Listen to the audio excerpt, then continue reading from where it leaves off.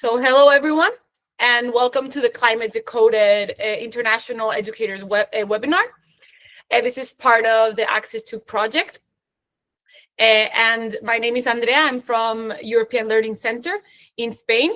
And I'm going to be guiding through today's session, like the beginning and the end. And we have our colleagues from different parts of the world, which we'll introduce soon. And they're going to be going through all of the parts of the project and give you lots of interesting information about the project that we have created. So we have a really rich program today. We'll give you lots of practical tools and inspiring content. The main webinar is going to be divided into 3 sections. The first part is an overview of the Climate Decoded program as a whole, the core topics, the key messages, everything you really need to know about the Climate Decoded program and all of the reinforcement activities, all of the tools that we have used. And then the second part, is using the Climate Decoded resources as a student. So we're going to give you a perspective of how the student will see the tools that we have created, the information that we have created for them. And this includes the Climate Decoded learning platform for them, as well as the microcertification process that they can access to. The third part of the webinar is going to be using the Climate Decoded resources as a teacher. So it's going to be the EcoBits online repository of resources, also an in-depth look of the Toolkit. So first, and then this is just for the webinar. Then we're going to move into the workshops, which we have 3 very interesting practical workshops. One is about critical thinking in climate education. The second one is leveling up your lessons with AI, so how to use AI in your classrooms. And then the third one is mainly focused on Interacty and how to promote active learning in the classroom. First of all, before we start, just thank everyone here for joining, everyone here who is interested in learning about climate education and also critical thinking, how to promote critical thinking in your students. So thank you for joining us. And please, if you have any questions, you can leave them towards the end. We will have a section where we will answer all the questions. And if there's a particular question that you don't want to forget, just add it in the chat and we will get to it at the end of the session, just so that we don't miss the flow of the project. So I think now we're going to start. Without further ado, we're going to start with ProEduca, who's going to talk to us a little bit more about the project itself. Thank you again. Thank you, Andrea. So yes, hello everyone, welcome. My name is Pippa and I'm here representing ProEduca. And I'll just give a very brief description of the project and a brief overview of these tools, and then my colleagues will go on to discuss them in more detail. So what is the Access To project? It is a project that is made up of 6 organizations across Europe. So we have ProEduca from the Czech Republic. We've then got LearnBar and the University of Freiburg from the University of Education Freiburg from Germany. We have European Learning Center from Spain and Archivio della Memoria from Italy. And last but not least, we have SWEP, which I won't attempt to say in Polish, but is the Center for Education and Entrepreneurship. So the Access To project is actually based on a couple of earlier projects that we worked on relating to environmental education and microlearning. And we found this was a really good combination, this microlearning combined with environmental education. However, the main difference of Access To is our focus is on environmental misinformation and critical thinking. So in order to provide tools for teachers and students to develop skills that students can use to recognize any misconceptions and misinformation about environmental topics and climate change topics. So that was the goal of this project. And what we created. So concretely, what we have created, as Andrea said before, is a large selection of tools for both teachers and students. So for teachers, we have an online repository of all of the teaching materials that we've made. And these include microlessons relating to environmental education and misinformation, reinforcement activities, and misinformation support files. So these files are a support for a teacher who wants to teach this misinformation, this environmental misinformation and critical thinking. So this is a tool for them to be able to do this. I think that someone may have their sound turned on, so if you don't mind just muting yourself.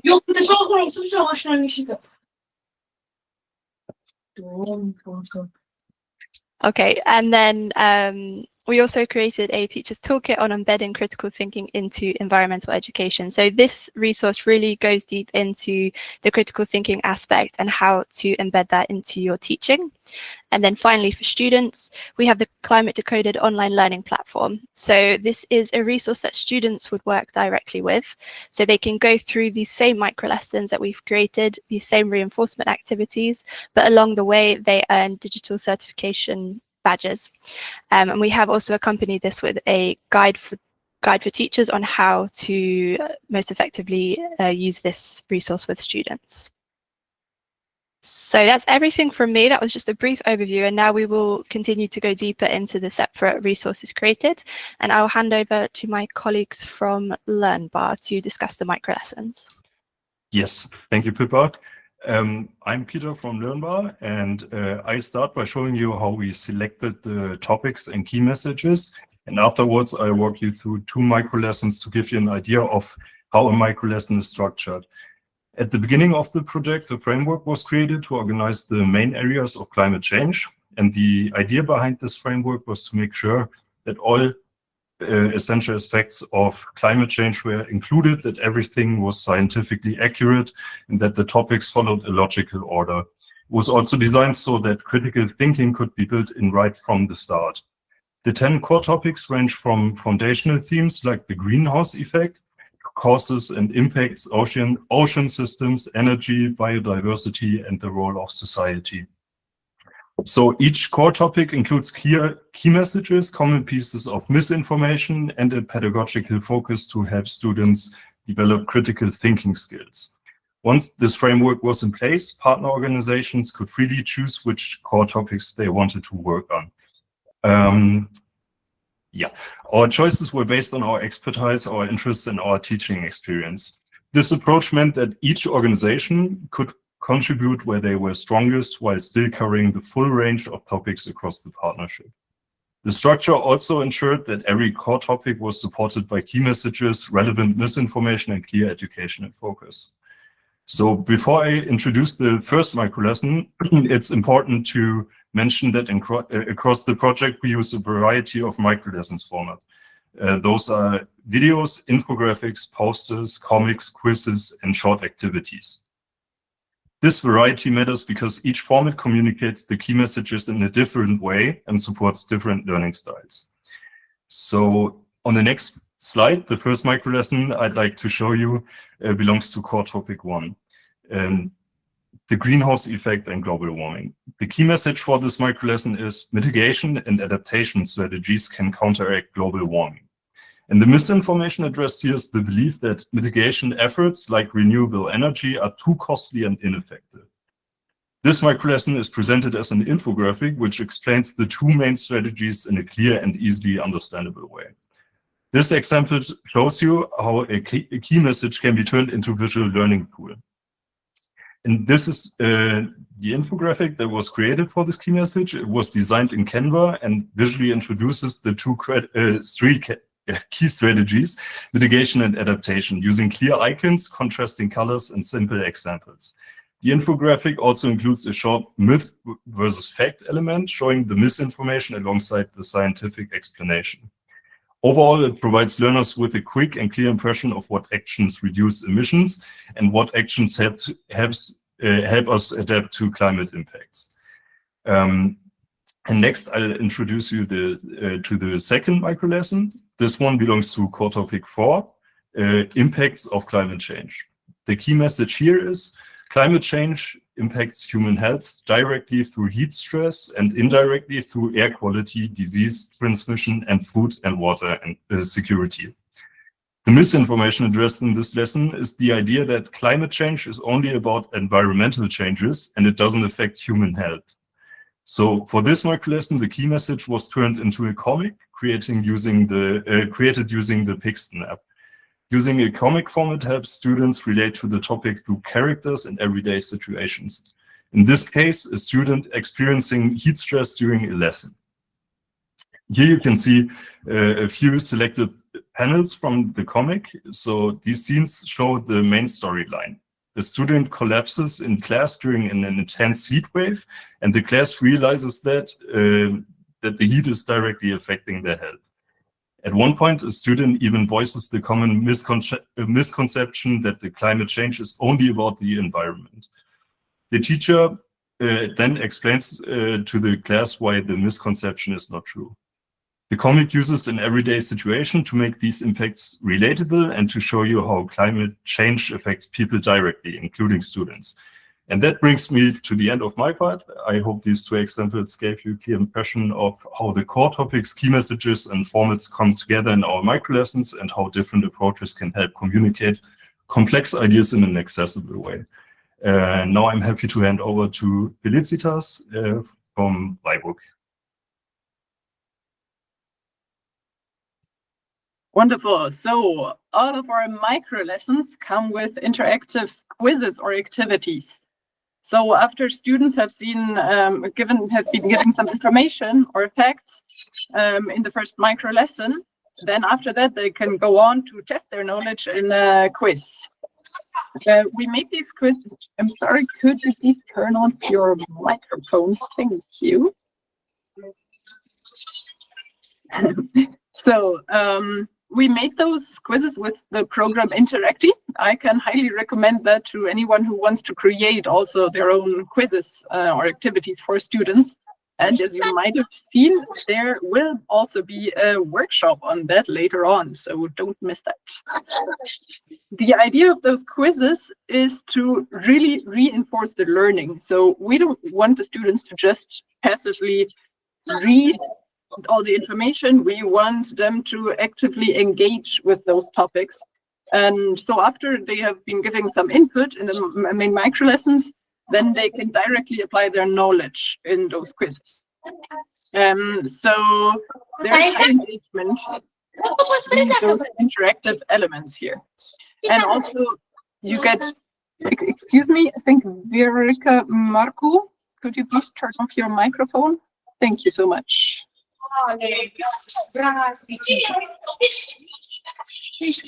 So, thank you. After or when the students do those quizzes, they get instant feedback which supports their self-correction. So on the right side, you see an example of how this would look like. This is the example why it is misleading to say it's snowing today, so global warming isn't real. This is about weather versus climate. And so they get instant feedback, whether they click the right answer or the wrong answer. There will be a short explanation afterwards. So, and also afterwards, they will be told how many questions they got right or wrong. They can repeat it. And so this is the quiz. And then also there's an activity for every one of the topics, for every one of the key messages. And here you have a lot of different styles. So on the left side, you see, for example, a match-up activity where, for example, a concept can be matched to the respective definition. Or like in this case, you have the beginning of a sentence that has to be linked to the end of the sentence. So you will find a lot of those match-up activities. Then there's also memory cards that work a bit in a similar way, where you have to match two different things. Then you will find fill in the blank activities, for example, which work similarly as the multiple choice or the true or false quizzes. You also have crossword puzzles. So you see there's a lot of different activities and different quizzes to reinforce the learning in students. But instead of me just talking about it, why don't you just try out one? You will find in the chat the link to one of the quizzes. So I will give you a minute to just go through it by yourself, so you get a feeling how the quizzes look like. Just a quick minute, should be very fast.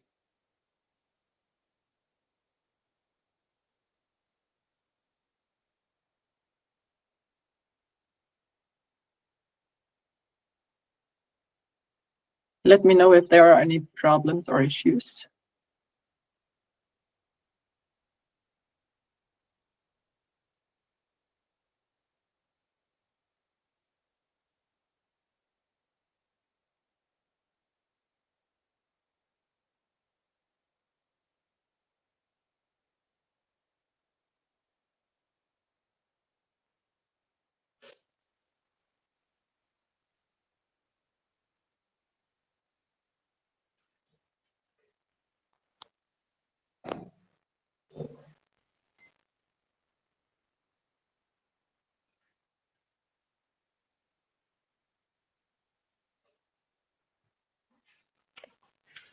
In case somebody didn't hear, there is a link in the chat that leads you to one of the activities, to one of the quizzes, which is on greenhouse gas emissions.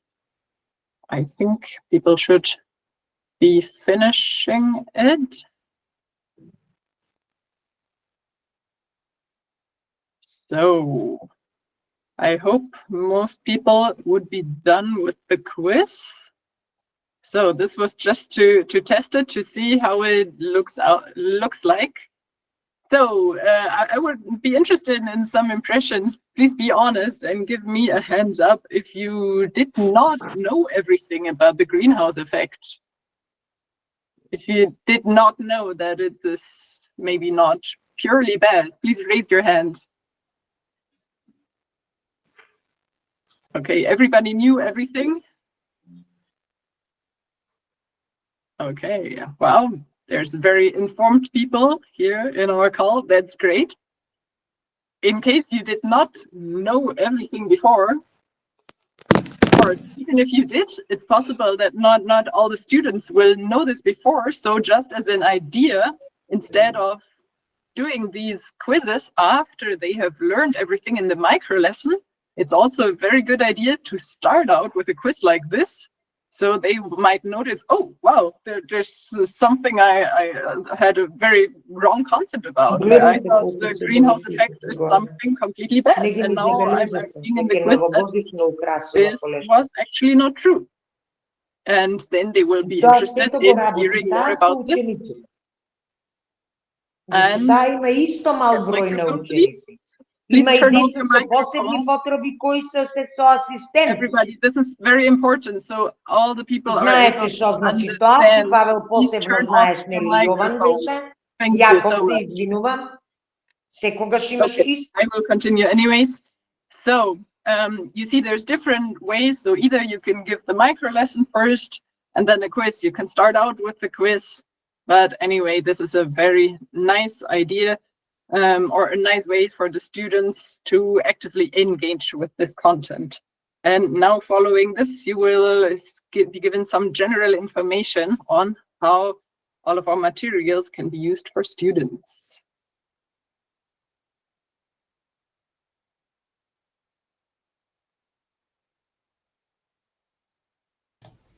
So, hello everyone, I'm Zuzanna from CEP, Poland. And I wanted to show you how actually our educational platform, Climate Decoded learning platform looks like. You has the opportunity to get some information about the microlessons. You could see the activities, but I would like to discuss the platform as well. So when it comes to the platform, students have all lessons in one place. The platform hosts a complete collection of micro lessons covering all 10 themes or topics of Access to program. And each micro lesson is short, practical, and easy to follow. You know that we have infographics, videos, we have also presentations, comic books. So I think that every student finds something from them for them. So it is also perfect for learning at your own pace. You don't have to do first topic 1, then topic 2. You can mix all the topics. You can start with topic 1, then with topic 10. It is all your preference, or actually students' preference. And what is important, you can access all topics anytime and from any device. Now we move to the registration process.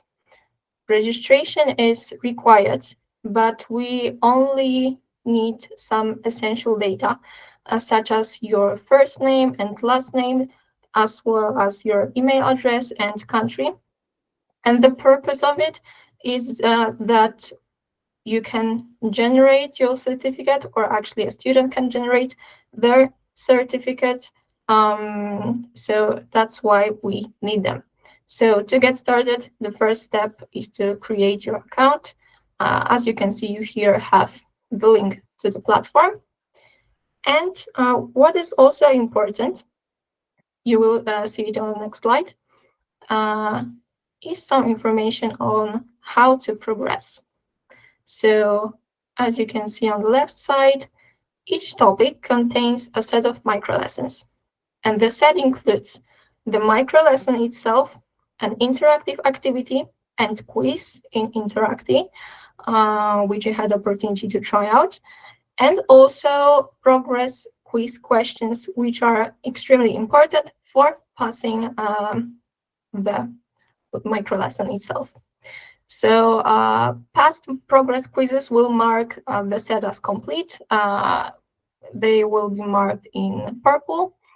And as you complete topics, you earn badges with different levels. However, more about badges and microcertifications will be covered in the next part of the webinar by my colleague. And what is also important is the fact that the platform itself is multilingual. So all the learning materials and microlessons are available in 6 languages, ensuring that all participants can learn in the language they are most comfortable with. They can also learn different languages while using the platform. So it is really accessible. And right now, I would like to share my screen to show you how the platform looks like. Right now, you should be able to see my screen. So as you can see, the platform is quite simple. We have only one page. On the top bar, you can see that you can choose the language.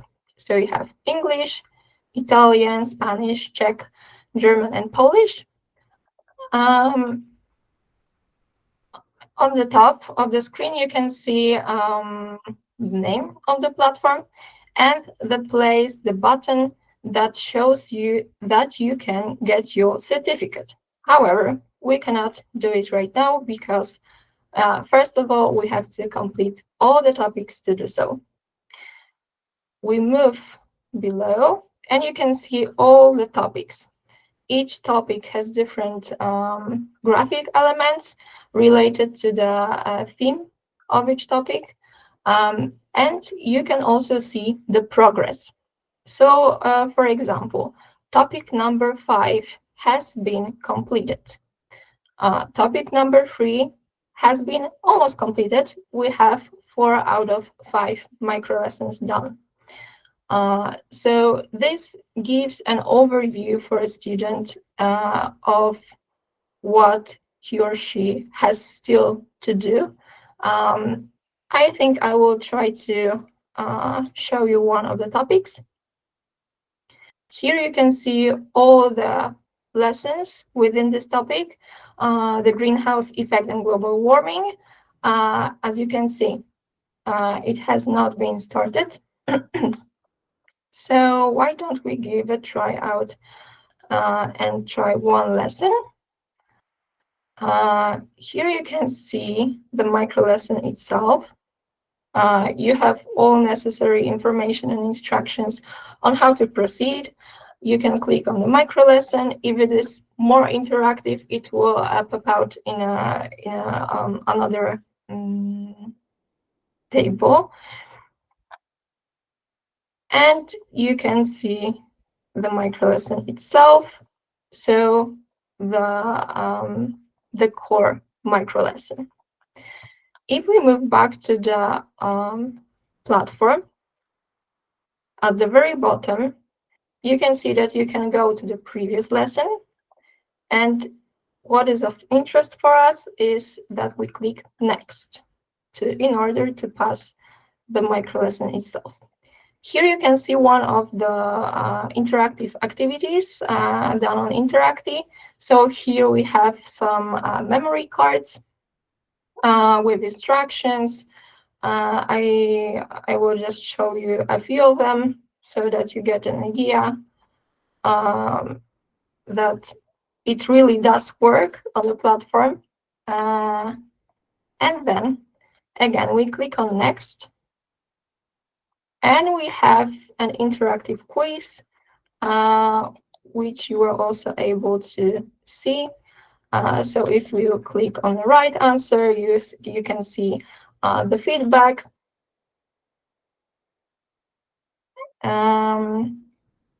So that's how it works. It is very simple.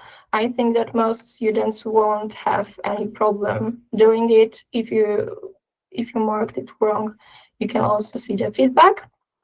And again, the last thing to pass the micro lesson set is to click on Next. And we have this progress quiz question. So it is one question. It is multiple choice with actually a single answer being correct. So in order to pass the micro lesson, students have to choose the right or actually wrong answer. If you choose wrong, you have to try again.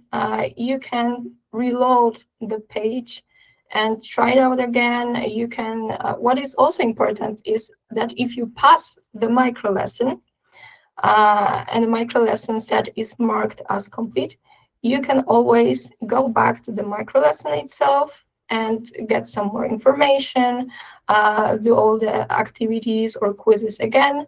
And the same applies to this quiz, progress quiz question. If you marked it wrong, you can always click on the previous tab to the quiz, interactive quiz, to the activity, and what is important, to the main micro lesson to study more and try to improve your score.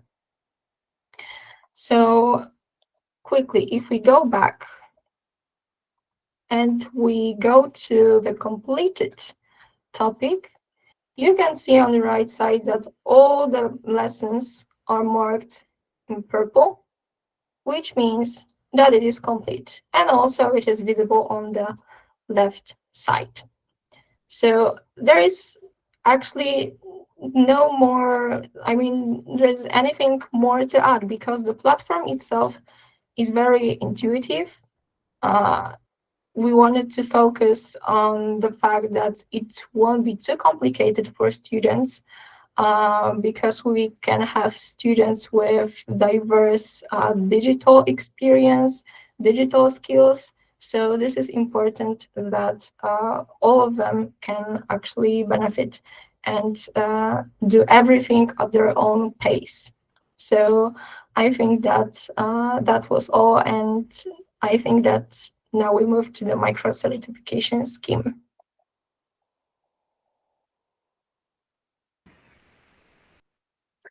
Hi everybody, my name is Milena Iafaldano from Archivio della Memoria, Italy.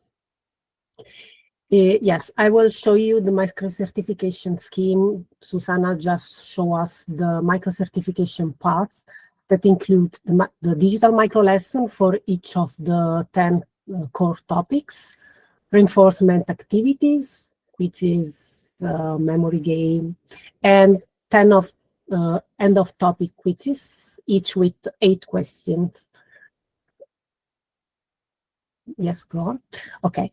The platform, in fact, recognizes you just so now learners' progress and achievements through three digital badges based on the number of completed end-of-topic quizzes. These badges show the skills that learners have gained and have been modeled on international open badge standards. And we have 3 different badges. Bronze badge, we call it the Climate Explorer, with 3 completed topics. Silver badge, Climate Navigator. The student can get this with 6 topics completed. Gold badge, Climate Decoder, with all the 10 topics completed. When a student meets the criteria, 2 digital assets become available. A badge, PNG with metadata in it, and a certificate style webpage with, again, full metadata, a description of the achievement, and a link easy to share. And all these resources will be in the Get My Badges page, and the students can share both of them outside the platform. So this is the summary of the microcertification system. We will provide also a document with all the description of this, all the data, everything will be in that file. It will be soon on the platform as well. And I will pass the word to my colleague from ProEduca, I think. Yes, thank you, Milena. So I will now be talking about using the Climate Decoded resources as a teacher. And I would like to introduce our online repository, which is called EcoBits. So EcoBits is an online repository not just for the Access project, but also for previous environmental projects that we've worked on. So this includes Access 1 and the DEED project. And all of these projects, what they have in common is they are linking microlearning and environmental education. So we created EcoBits in order to store all of the tools and the resources that we have created and to keep them in one easy to access place for teachers. So I'm going to now open up the website and show you. So bear with me 1 second.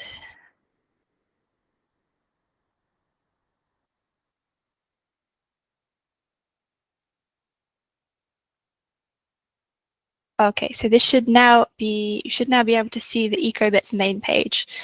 So as I said before, this this EcoBits, eco-bits.eu is the main repository website that we've created. And if I scroll down, I come to the 3 separate projects. So I'm going to head here to Access 2. And on this first page, you have just the general information about the project, including the outputs, the objectives, and the project news, in case you're interested in any of our updates. But what is probably most interesting for you as teachers are these 2 purple boxes. So on the left-hand side, we have a link that will lead us straight to the students' learning platform. And on the right-hand side, we have access to resources for teachers. So I'm going to head here. And now I come to the page where all of these resources are stored. So firstly, again, just a brief description of the project and what we offer. So you will find here the microlesson library with all the microlesson related materials, the Teachers Toolkit, which my colleague will speak about in a bit more detail next, and this microcertification scheme that Milena just explained to you. So if we head to the microlesson library, you can see here that we have a box for each of the 10 core topics that were created at the beginning of this project. So the greenhouse effect and global warming, climate change versus weather variability, etc. And I'm going to head to this first topic. So greenhouse effect and global warming is the core topic. And each box on this page represents a bundle of microlesson resources. So I'm going to talk you through all these separate links. The first one is the microlesson itself. So whereas the online platform was created for students to use, this has been created for you as teachers to be able to access these resources and use them in class or share them with your class, maybe as like a homework assignment or similar. So this first link is the microlesson. So once I click on it, as you can see, there's this little PDF icon, so it indicates it's a PDF file. And the microlesson opens up in a new tab. Yes, there it is. Okay, and then if I now head back, yep. So within this topic, all of the microlessons are PDFs, but we do also have video microlessons available in some other topics. So this next lesson is this next link is one that is possibly quite useful to you as teachers. So this is the microlesson template. Now, all of the microlessons we created were created using Canva, which is this online platform for creating graphical resources. And Canva allows you to provide a template link. And what this means is I can send this link to someone and they are able to create their own personal copy of the design. So in this case, once I click on template link, I now have the option to edit this template. And once I click edit template, it's going to take me to my own personal copy of the microlesson. If I click on edit template, I'm now in my own copy, so I can make any changes that I want. So this could be changes to the content itself, and also it could be to the language. So if I wanted this microlesson available in another language, aside from English, Czech, German, Italian, Spanish, and Polish, I'm able to translate it and, as I say, adapt in any way that I choose to suit my teaching purposes. Okay, so that was the template link. These next two links are the Interacty reinforcement activities, so an activity and a quiz. And again, just clicking on these, it's going to pop open the activity, in this case, a drag and drop. And this URL is one that can also be shared with students. Again, if I wanted to assign this as like a homework task or even in a flipped learning situation, I can share this URL with the students and they will receive this activity. And then again, the next one is the quiz. So the same thing, it will pop open the Interacty quiz in a new window. And this last file I will share with you is, we've called it a misinformation explanation. And this is a resource just for teachers that discusses the different misconceptions and misinformation relating to the specific key climate message of the lesson. So we've created this to give teachers sort of practical, concrete guidance on how to approach the misinformation related to the microlesson and to the key message. So again, I will open this and walk you through it. So these are available as PDF documents. So something I should have mentioned before, this resource, the misinformation explanation, as well as the microlessons themselves, are downloadable either as PDFs or as videos if it's a video microlesson. So I have the option also to download this to my computer. But the structure of the file goes like this. We start off with the key message. We then talk about why it's important. We provide the common misconceptions and the corresponding reality checks, which explain why the misinformation is misleading. We go further down the page, we then have some supporting scientific facts and evidence, along with external links for further reading. And then finally, the practical side of the document, we've included specific strategies that you can implement in a classroom. So examples of concrete questions that you could ask that relate to the misinformation in this within this key message. We've also got comparisons and analogies that you could use to make the concept a bit more concrete. And then some real-world examples to debunk any misinformation, and a couple of suggested activities that you could do with students, and again, some additional resources for further reading. So that's everything within the microlesson library. And I'm now going to head back to the main page for access to teachers' resources. And once I scroll a little bit further down the page, I come to the Teachers Toolkit. So my colleague will go through this with you in a bit more detail, but this is where you can access the Teachers Toolkit, which talks about embedding critical thinking into environmental education. And then it's possible to view this on the website or download it as a .pptx file. And then the very last resource on the page is the microcertification scheme, which is currently embedded into the website. This is the document that goes through in detail the microcertification process for the online learning platform. So I think that's everything that you need to know about EcoBits and the access to teachers' resources. So I'm going to head back into the presentation and pass on back on to Andrea. Thank you, Pippa. Great. So now moving on to the Teachers Toolkit, which thank you, Pippa, for showing on where to find it online.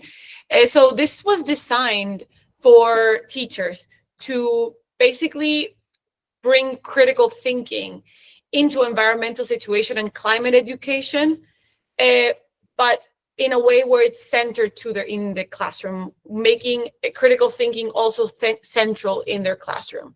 So it's supposed to be, it is a practical guide that will be accessible.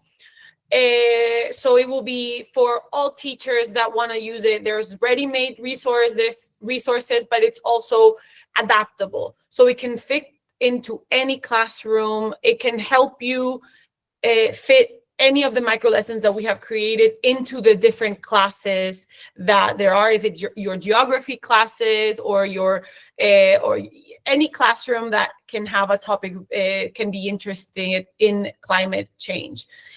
And then lastly, it's supposed to be impactful because it's supposed to help students really develop real critical thinking and not just memorize information or facts about climate change, but rather, or actions that they can do to combat climate change, but rather help teachers promote critical thinking into what actions they can actually do, not just memorizing things. So we know that students nowadays have so much information. It's really complex to have so much information available, and then sometimes also misinformation. So the Teacher Toolkit will help the teachers guide the learners to ask deeper questions and also evaluate resources and compare conflicting information that is out there. And finally, the main focus that we want is to have the learners make informed decisions about sustainability and action and climate actions. So if we go to the next slide, the Teacher Toolkit has three main sections. The main section, the first section, sorry, is the introduction to the toolkit. It will give you a base for understanding the project, the toolkit. Then you'll have using the micro lessons, so it'll give you more in depth, and then templates and tools for critical thinking. If we move on to the next slide, just briefly, the introduction to the toolkit will give you all of the relevant information about the toolkit, but also about the project. So the target audience, basic information about the key topics, everything will be in the first part to really understand the purpose of the toolkit and the purpose of teaching climate critical thinking for your classroom. If we go to the next one, thank you. The overview, it'll give you an overview of all of the topics and key messages. This section will really help you to use all of the micro lessons in your classroom in different ways. So it gives you a guide on 3 approaches that we have created on using these micro lessons. The first approach is an in-class approach. So doing the classroom all together, and then having some time to discuss, and then doing the quiz and the activity online. And then the second approach would be to use a current issue as the spark that ignites their wanting to learn. And then they go into the micro lesson that's connected to that current issue. And then they can do it together at home, whatever is decided. And then you will discuss different things of the micro lesson after they have finished the quiz and the activity. And then the third approach, and what's interesting that you've already seen the way the format of the platform is, that the students can really easily navigate this on their own at home.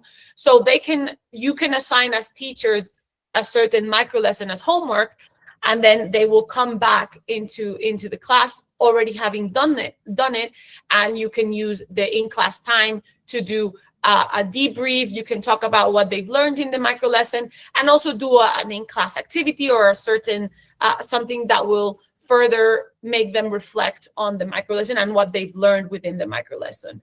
So additionally, you will also get a section about critical thinking. So how to really implement critical thinking into the classroom regarding climate education.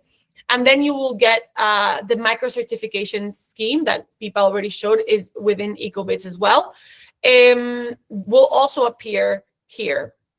And then when we move on to the next section, which will be about the templates and tools, this is really one of the biggest parts of this toolkit, because we wanted to create something that is really useful for teachers, something that they can mold to their own classes, but also something that makes preparing a lesson and using these micro lessons easy for them. So this is where these templates come in. So first you have an overview of all of the misinformation files, which, as Pipa already mentioned what they are, but you will have a slide where it's all available, all of them, and you can just click on the ones that you want. And this will really help teachers address these common climate misconceptions, but also then use myth-busting strategies in their classroom using the evidence that is presented in these files.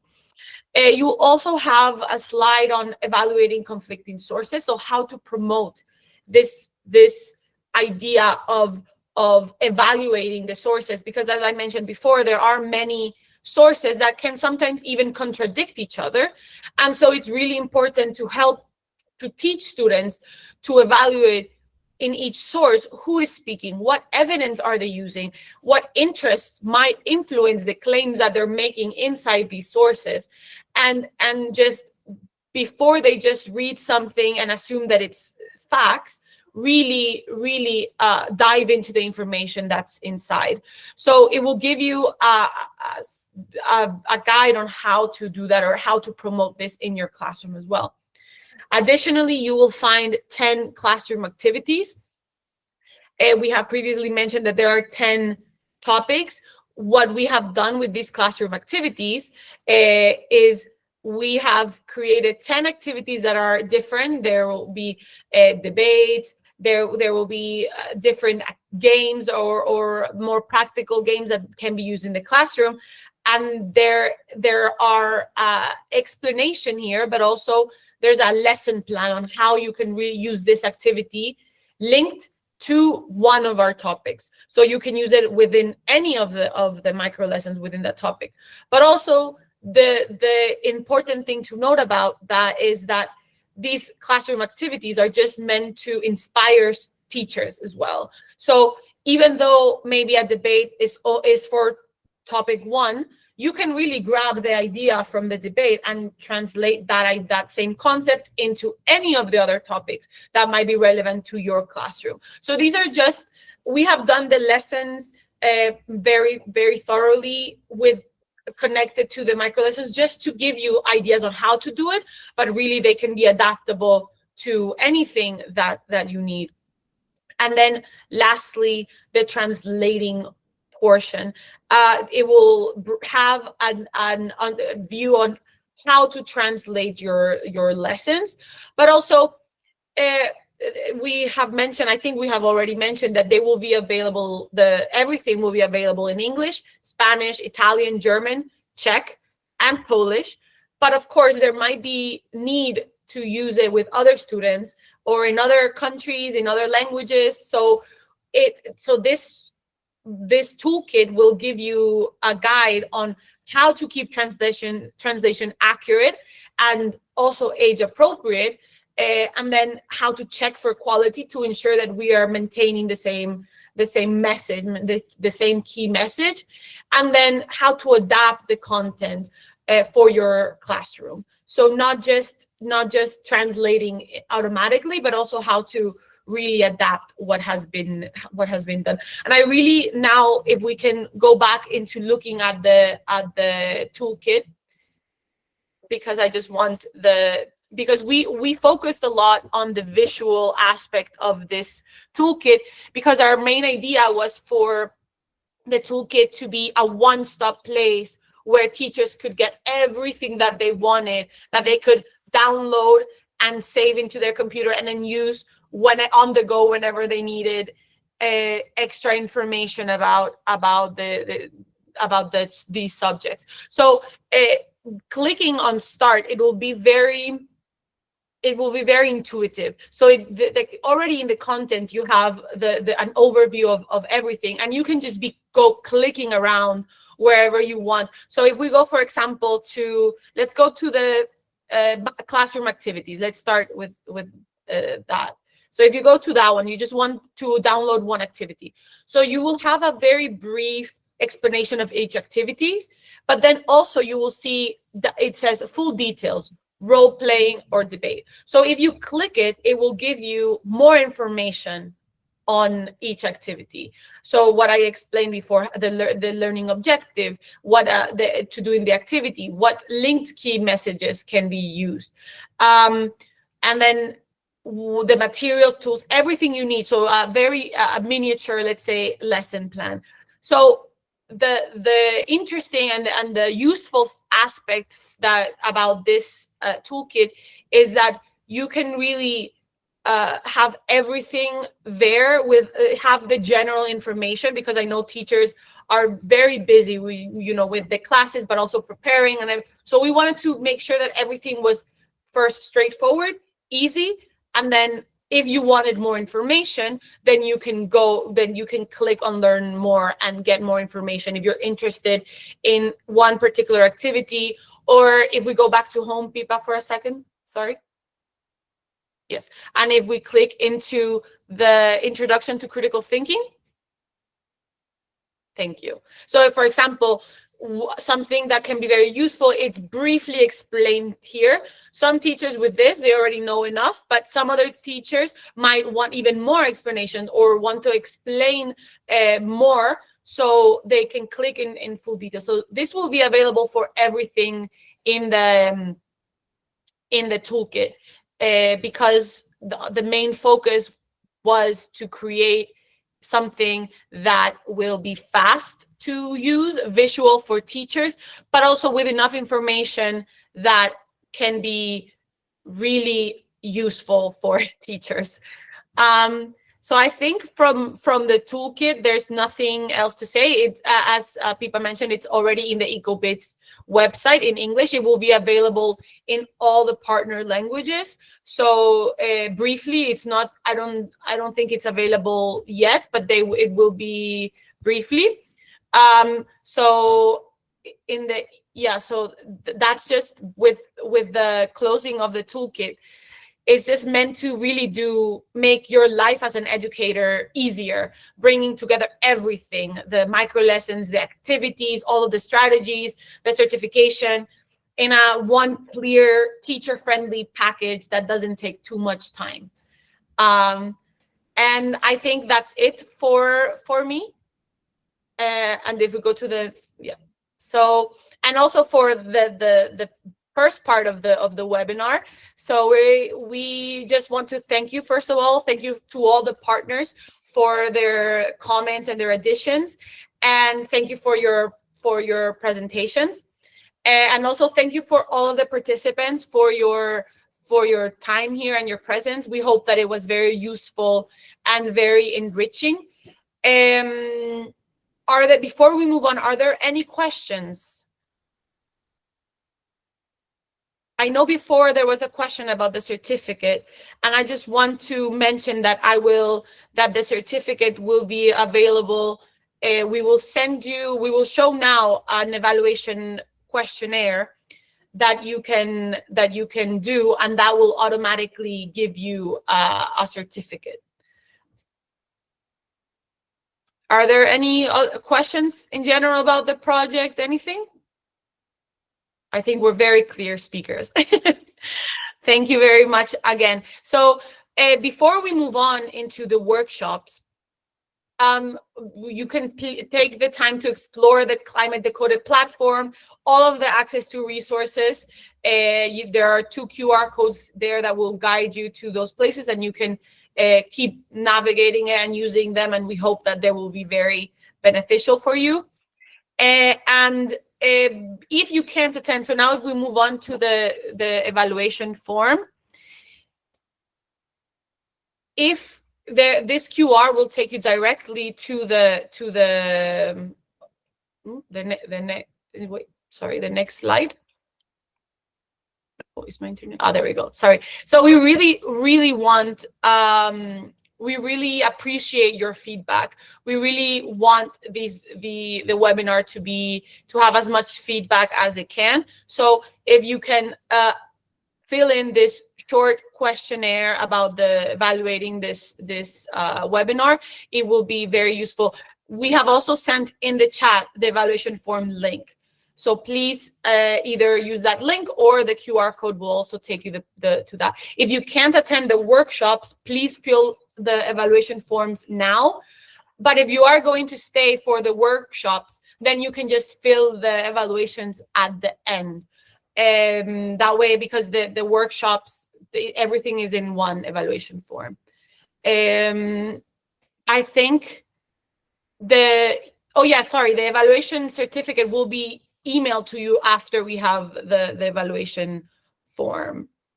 I think there's something with the link. I think if you're not able to click the link, you can just copy it and then paste it into your browser. Or also you can use the QR code from your phone or your tablet, and it'll take you. Okay. So we're closing now for the webinar, but remember that we have now 3 really interesting workshops that are going to be happening.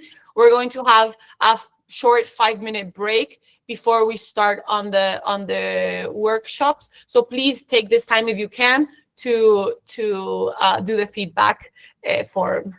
And we will be back shortly. Thank you again to my colleagues and for everyone who attended.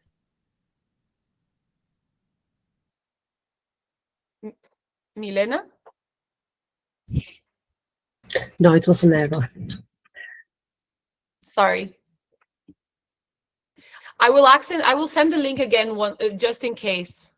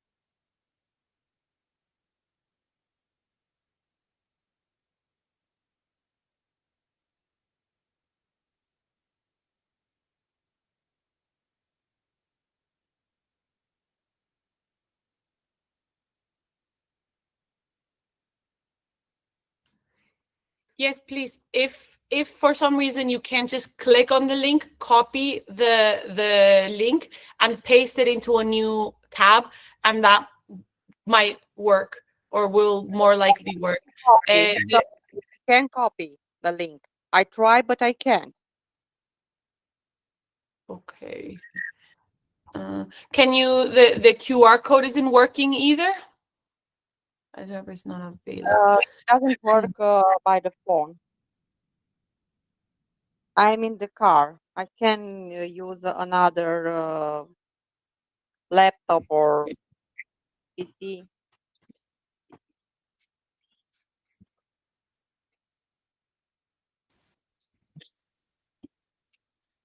What I can do is send my email address into the chat, and then if anyone is having trouble with the link, they can send me an email and I'll be able to send you the evaluation form that way.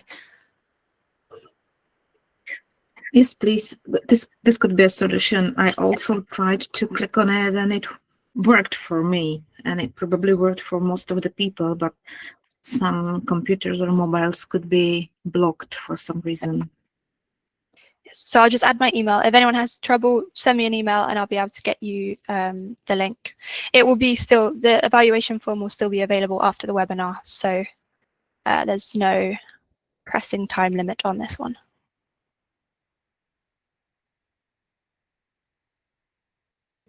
I've sent a shorter version. Maybe it might be that. So try again. If not, like Pipa said, just send an email and we will send you directly the form. It's not a pressing issue. It worked with the QR code for some people. That's great.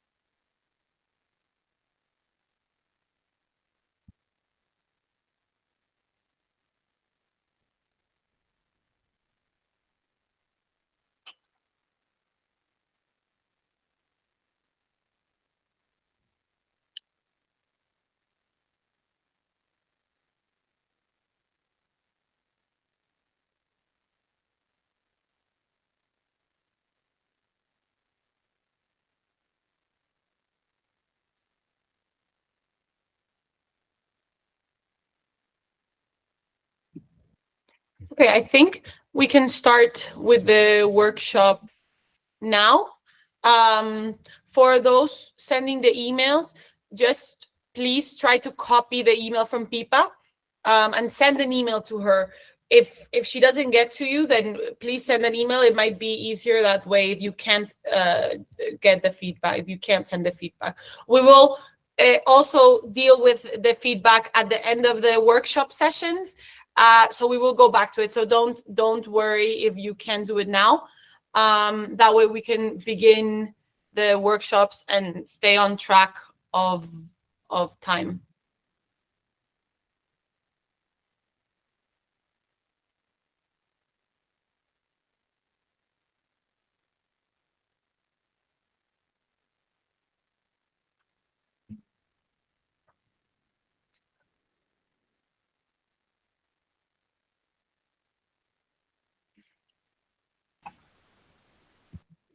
It was me sending the thumbs down. Sorry for that.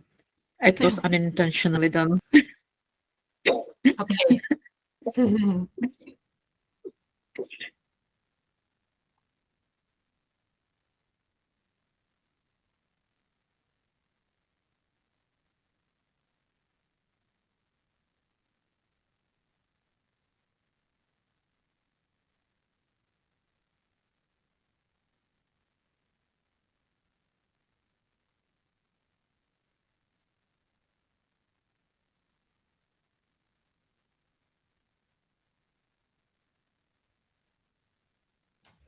Okay, I think we can start now with the workshop.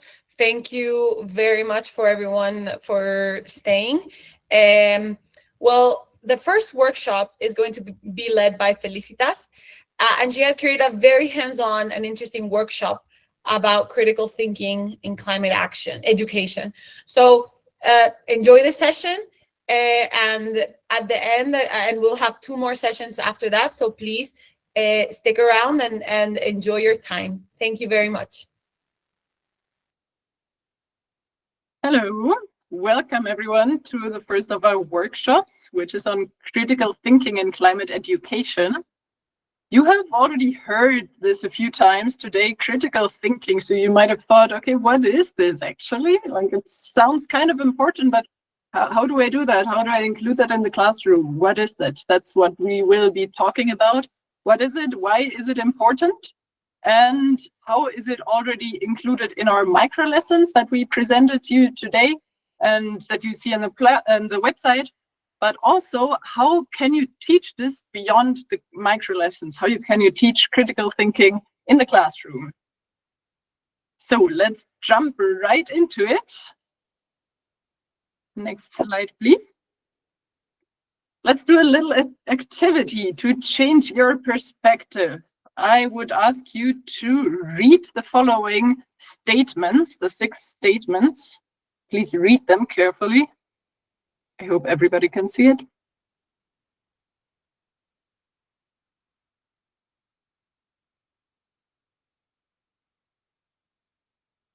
So I would ask you to choose one of those statements that you spontaneously agree with, and now you try to argue against the statement.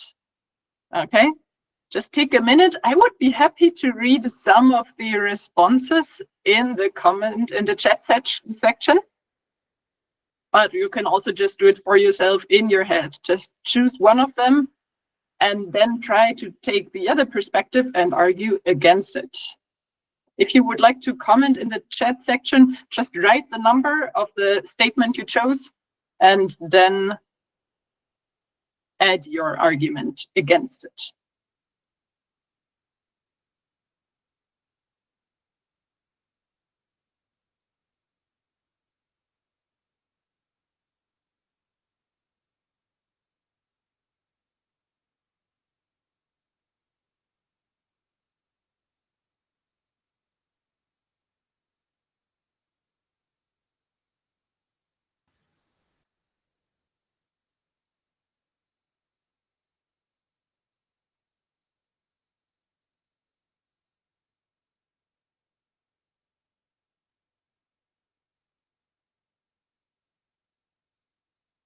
Again, I see some people are still texting their email address. There's no need for you to add your email address. Please just send an email. If you're still looking for the evaluation form, please send an email directly to Pipa and you will get the link. There's no need to post your own email address.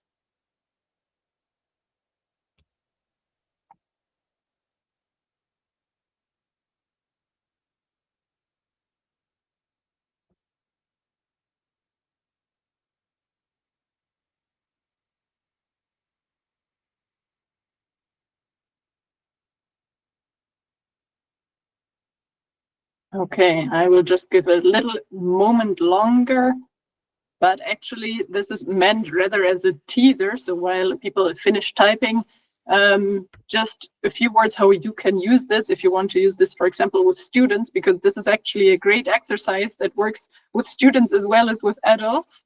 So a tiny recommendation on the side how you can use this is ideally you give this assignment to small groups and you assign them directly one of the statements to each of the small groups.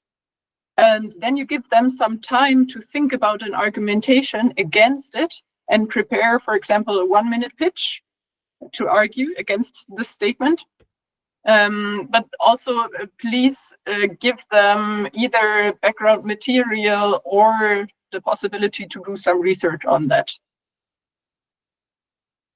So I don't want this to make this too long, I have not seen in the chat if we have some answers. You might have done it also just in your head. So let me just quickly go through some of the argumentations. So the first one, for example, working digitally can actually be less sustainable because making the devices is also needs resources, and then using them needs a lot of energy. So in some cases, especially if you use a text many times, it might actually be more sustainable to print it out. Or the second one, the CO2 tax, there's also a micro lesson on this, by the way. So it might be a great tool to reach more sustainability. There's an issue, though, if it's not introduced everywhere in the world. For example, so if we introduce this just in the EU, then this might lead to companies just shifting the production elsewhere. And so we have not actually reduced the emissions, but shifted them to another place. Let's look at the third one, recycled paper on plastic. That's also a very interesting one. So this does not reduce necessarily the total resource of resource use and water, because if people, like, we call this a rebound effect. So if people think that, oh, no, actually recycled things, that they're not harmful to the environment, then they might just increase their usage. But of course, they also need resources to be made. So if you think about the slogan, reduce, reuse, recycle, of course, it's always better to reduce first. And recycling is also better than using always new things, but can lead to a rebound effect, and it also needs resources. I think e-cars, maybe it's quite known actually that creating the batteries takes a lot of resources and is harmful in many ways. The fifth one has a very interesting and maybe a bit counterintuitive argument. So in the EU, we have emission certificates. So the total CO2 that can be emitted is capped. So there's an interesting effect now. If people fly, like if you fly, then a certificate is used for that and cannot be used for something else. So then in some other sectors, there will be less emissions. So this might be a little bit counterintuitive. And let's look at the sixth one. We should boycott palm oil. There's actually also a micro lesson on that. You can see some of it on the next slide. Next slide, please. Thank you. So this is just a part of the micro lesson. It's topic 8, lesson 7, which is on climate challenges and why solving them requires multiple perspectives. So palm oil, it might be known that the production of palm oil causes a lot of deforestation, which is obviously bad for the environment. But then simply saying that we should use less palm oil or replace it with other oils is not, that does not take all the complexity of it into account, because as you can see in the graph, palm oil, amongst others, is very efficient. So on 1 hectare, you can get much more oil from palm trees than from other plants. So if you would decide, oh, in the supermarket, I won't take the products that have palm oil in it, and you just replace it with like sunflower oil, rapeseed oil, that's not necessarily better because they need more space to be made. So the important message here is that climate issues are complex. We need to consider ecological, economic, and social aspects to make informed decisions. There in the infographic, you get also more detailed explanation about palm oil. And this can be a great starting point to then go into other examples, like, for example, the ones that you have seen before. So this is just an inspiration on some of the discussions you can have with your students. Let's see in general, on the next slide, please.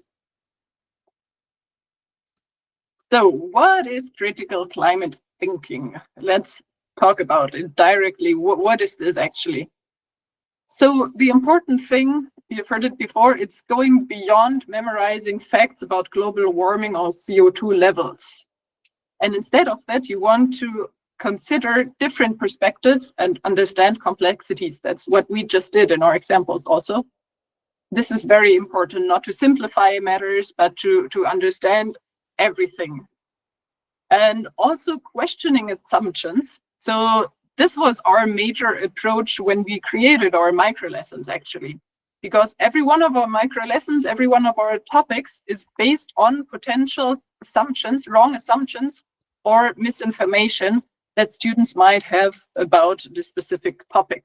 So then we take the misinformation, the assumption, and we give the students all the background information to understand how it really is.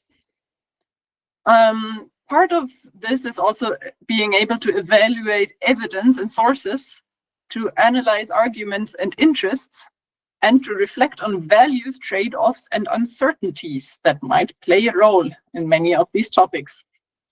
And then ultimately, we want to enable students to make reasoned judgments about possible actions.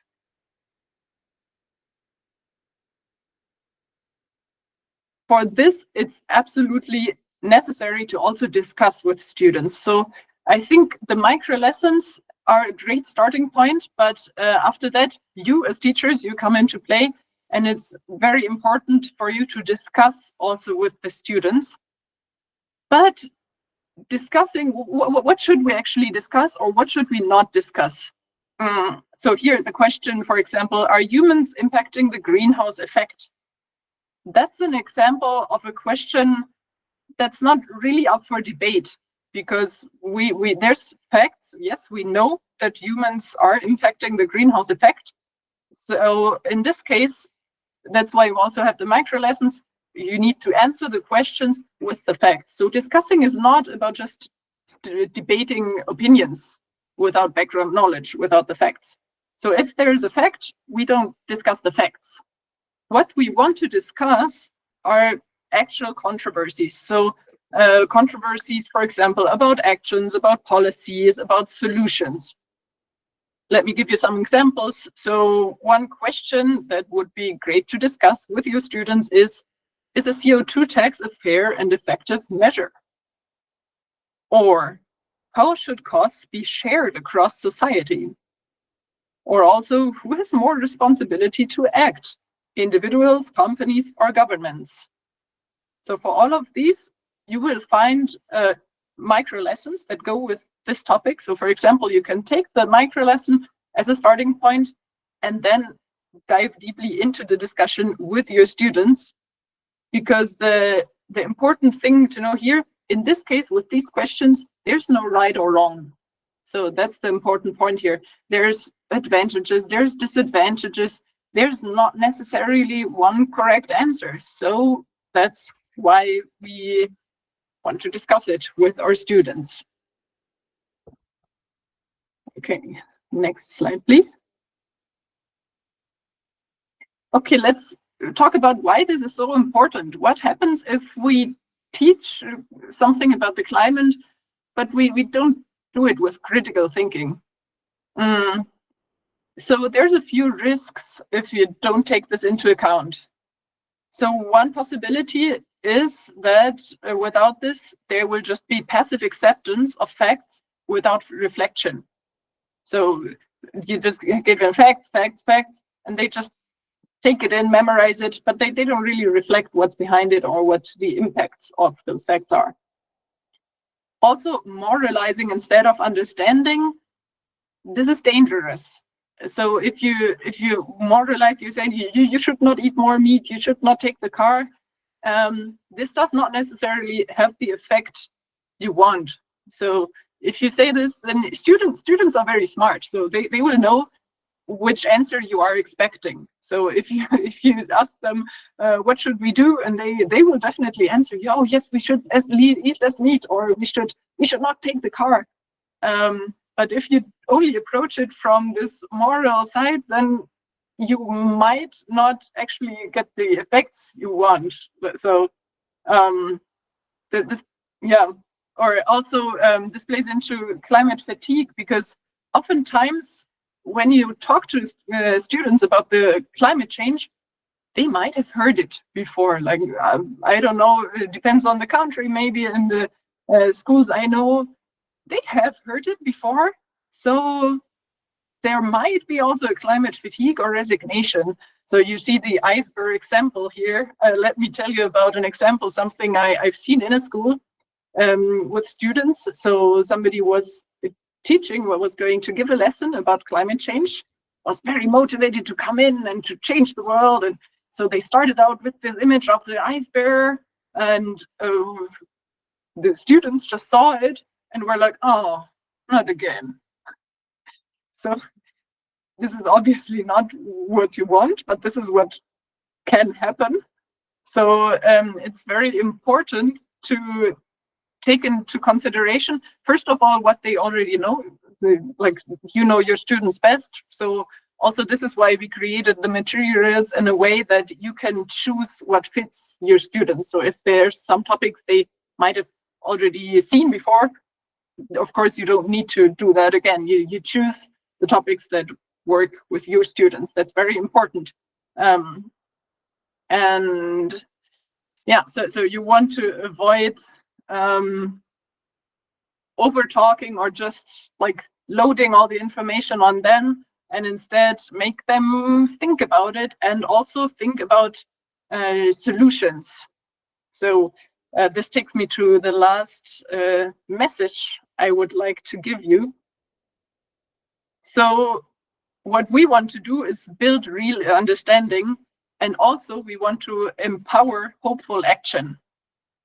So this is one other excerpt of one of the lessons, topic 8, lesson 5, about knowledge is power, educating yourself and others on climate change.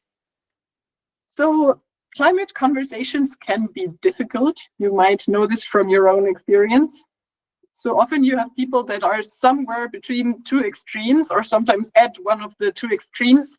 So people either say, oh, climate change doesn't even exist. Or on the other side, oh, all hope is already lost. We cannot do anything anymore. Both extremes are obviously problematic. So what we want is kind of find the middle ground and say, hey, yes, climate change is real and it's serious, but it's not hopeless.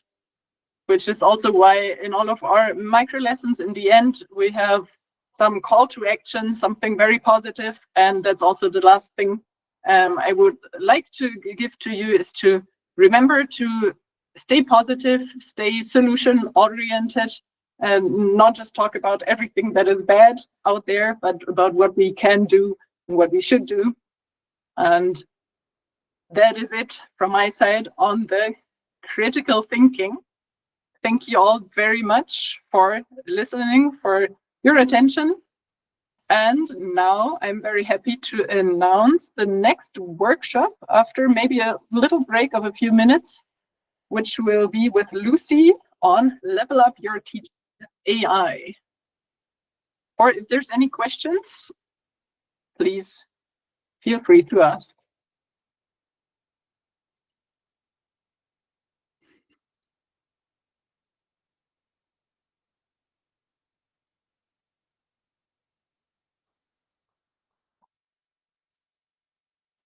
Okay, otherwise maybe a short break of Andrea, maybe 5 minutes or so.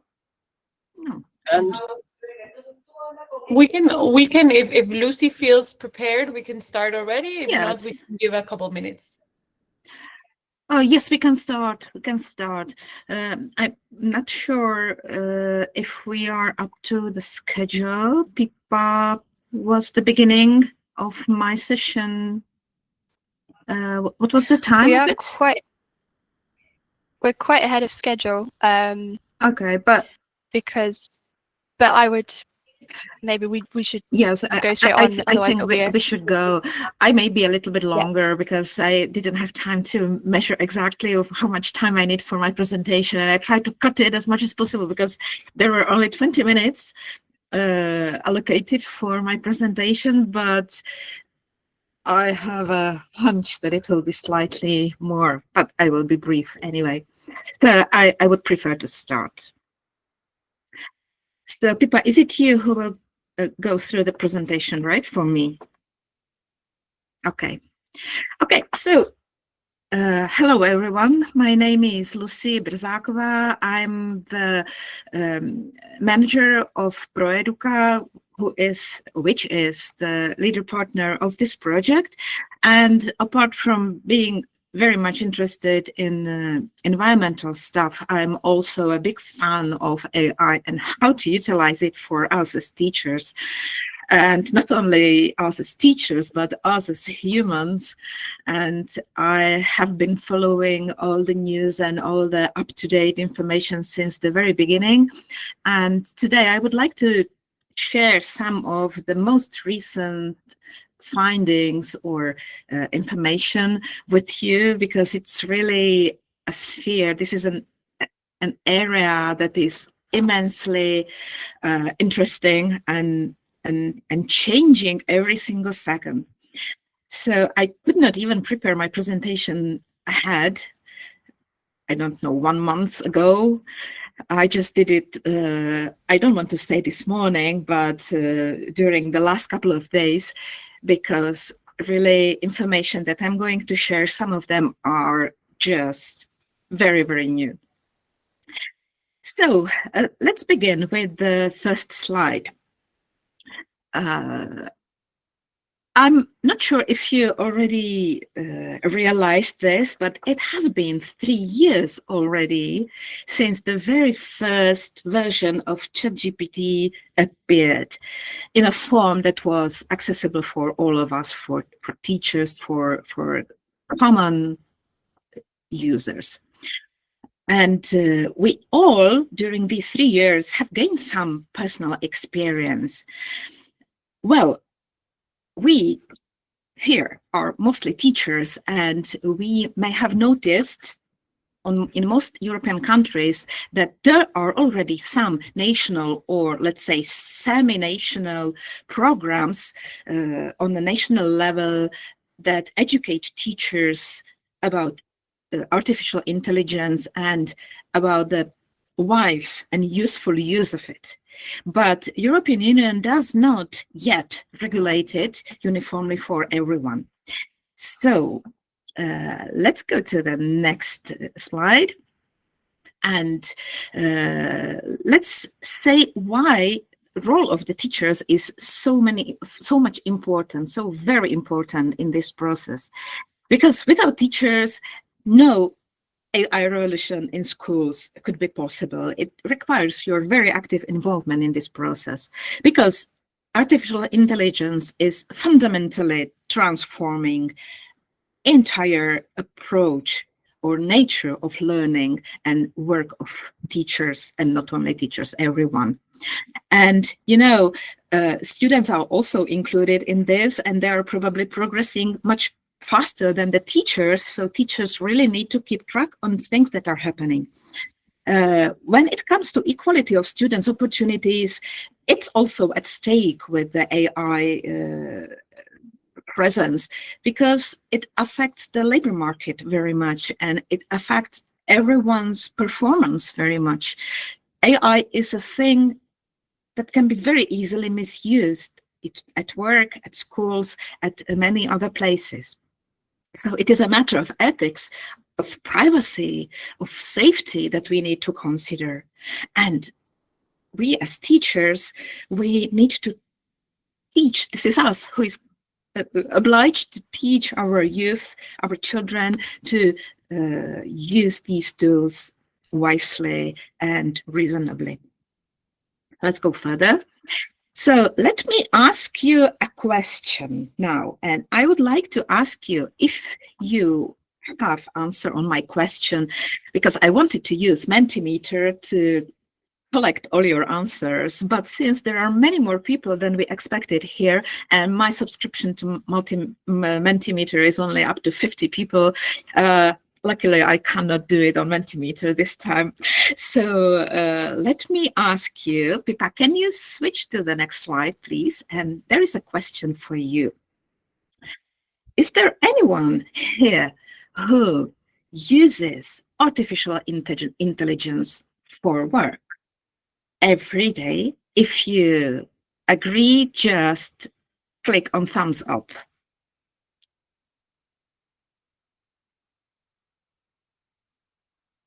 So the first thumbs up, oh, there are a million of thumbs ups. Yes, you can see so many, of course, many. We are professionals, we are professional teachers, so of course we are using. But let's switch to another slide. And there is another question for you. Further, is there anyone here who is 100% happy with the outputs, with the answers AI gives you after you put your question? If you are 100% happy, or so, I want you to thumbs up if you are happy, but I can see who is not happy. Show me that you are not happy with the answers. And today's workshop should be about why is this happening and how to do some simple steps towards more accuracy and better results.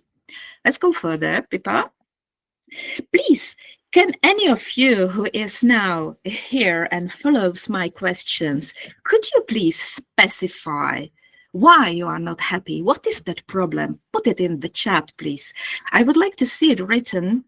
And if I may, please try to specify why you are not so happy with the outputs. What is wrong with the answers you are getting from AI when you ask questions that you need to know more about? Are you able to specify this?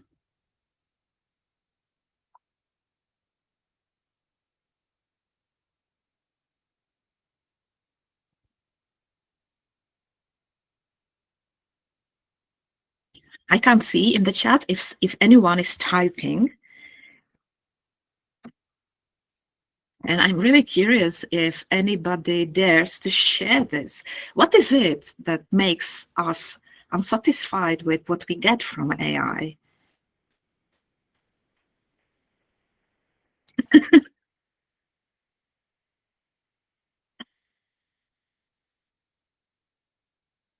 The questions are sometimes stupid. It sounds too much like AI. If you are not familiar with the respective field, the answers can be completely wrong, very much so, yes.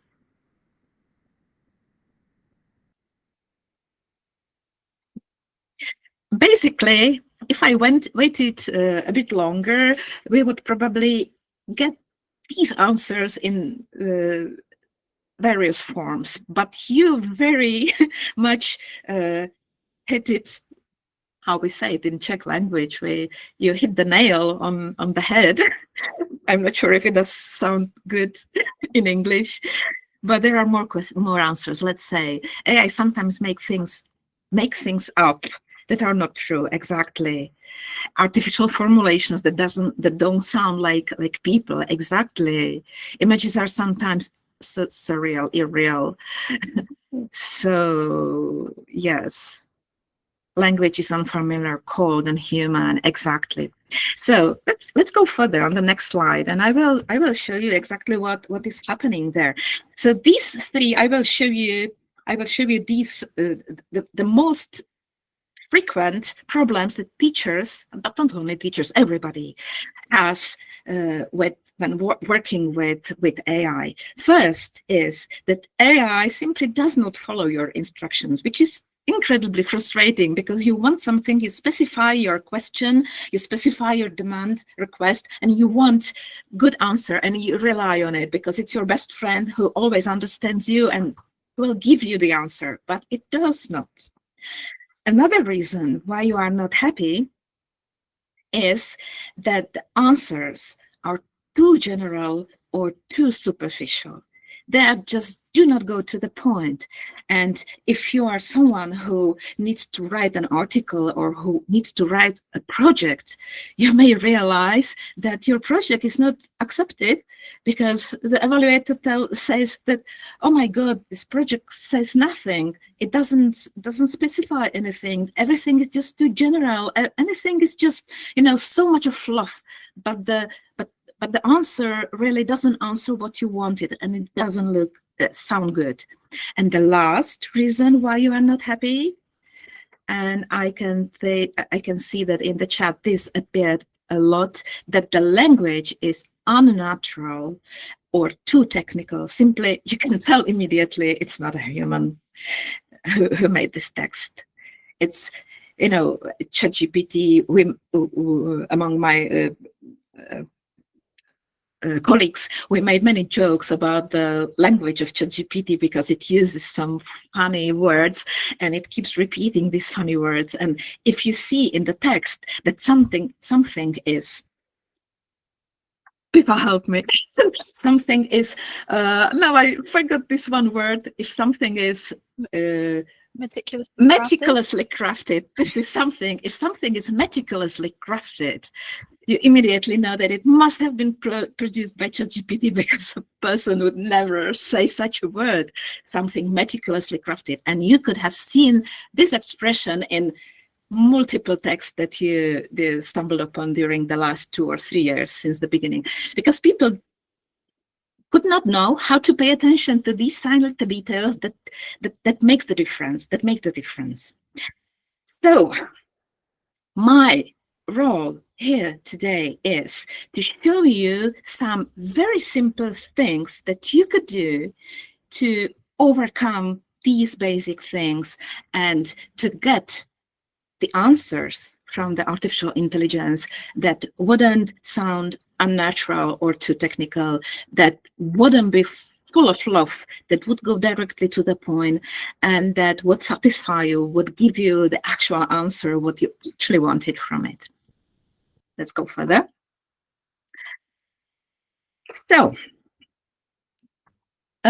you may have seen this image, and this is where I want to start today, because you see, this is a rabbit that just has too many carrots to it, and the rabbit can't decide which one would be the best. And this is the situation where we are currently at the moment, all of us in the same situation. It is my favorite image when it comes to AI, because this is what our world is about. Too many options, and you can end up in so-called decision paralysis in the end. You just can't decide where to go. You have so many options when it comes to AI. You can choose from so many applications and so many tools that could help you. You just don't know where to go. So for you, because there are still 91 of you who are still here and watching this webinar, I have a gift for you, which you will receive in the sorry, I started to read the text in the chat. I have this gift for you that you will receive in the end of my presentation. And it is a list of the most useful AI tools as of November, or let's say December 225. And this will make your life much easier, because this list is of the best AI tools about text production, about voiceovers, about audio, and everything you might need at your work as a teacher. And all of these tools have been tested in our team, so you will get this free list of things that you may start using right away. Let's go further, Pippa. On the next slide, you will see something very interesting. Yes, it's there. You may see the 3 most common text generating AI tools, which are ChatGPT, Gemini, and Claude. You may object that the who is on the first, the second, and the third place is not correct, because, and you may have many important reasons for this. The truth is that these three engines, or these three tools, they compete with each other, and one day it is the order of their efficacy, but tomorrow it will be a little bit different. So ChatGPT will be the first, then Claude will be the first, because they are developing every single day. So basically there is no difference between the three of them.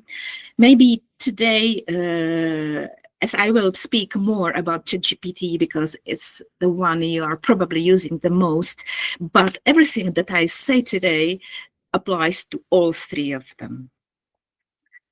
So I would like to give you some tips, because these three text tools are probably those that you use the most as teachers. So my objective today is to give you some tips and tricks, let's say, about how to use them so that they help you in your work. Let's go further. You are professionals, so you need to use these as professionals. First of all, on the next slide, it is something I want to suggest you right away. Please download the application of ChatGPT into your mobile, because you will have it always with you, but please download the proper ChatGPT. You can see this little icon, and there are many fake GPTs or similar tools that are available on Google Play, and you may confuse them very easily. They have very similar icon of different colors. So if you download the ChatGPT, use just this one. This is the proper one. Then another tip I want to give you is there are currently 2 versions of subscription. Go further, Pippa, please.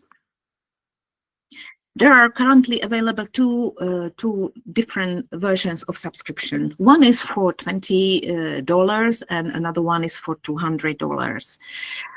If I would decide, if I could choose only one artificial intelligence tool that I could subscribe to, it would definitely be the $20 ChatGPT, because the results you receive from the free version and the results you receive from the $20 version, they are almost uncomparable. There is such a huge difference between them in accuracy, in a way of speech, in all different features that I cannot imagine how to work without a proper subscription to ChatGPT.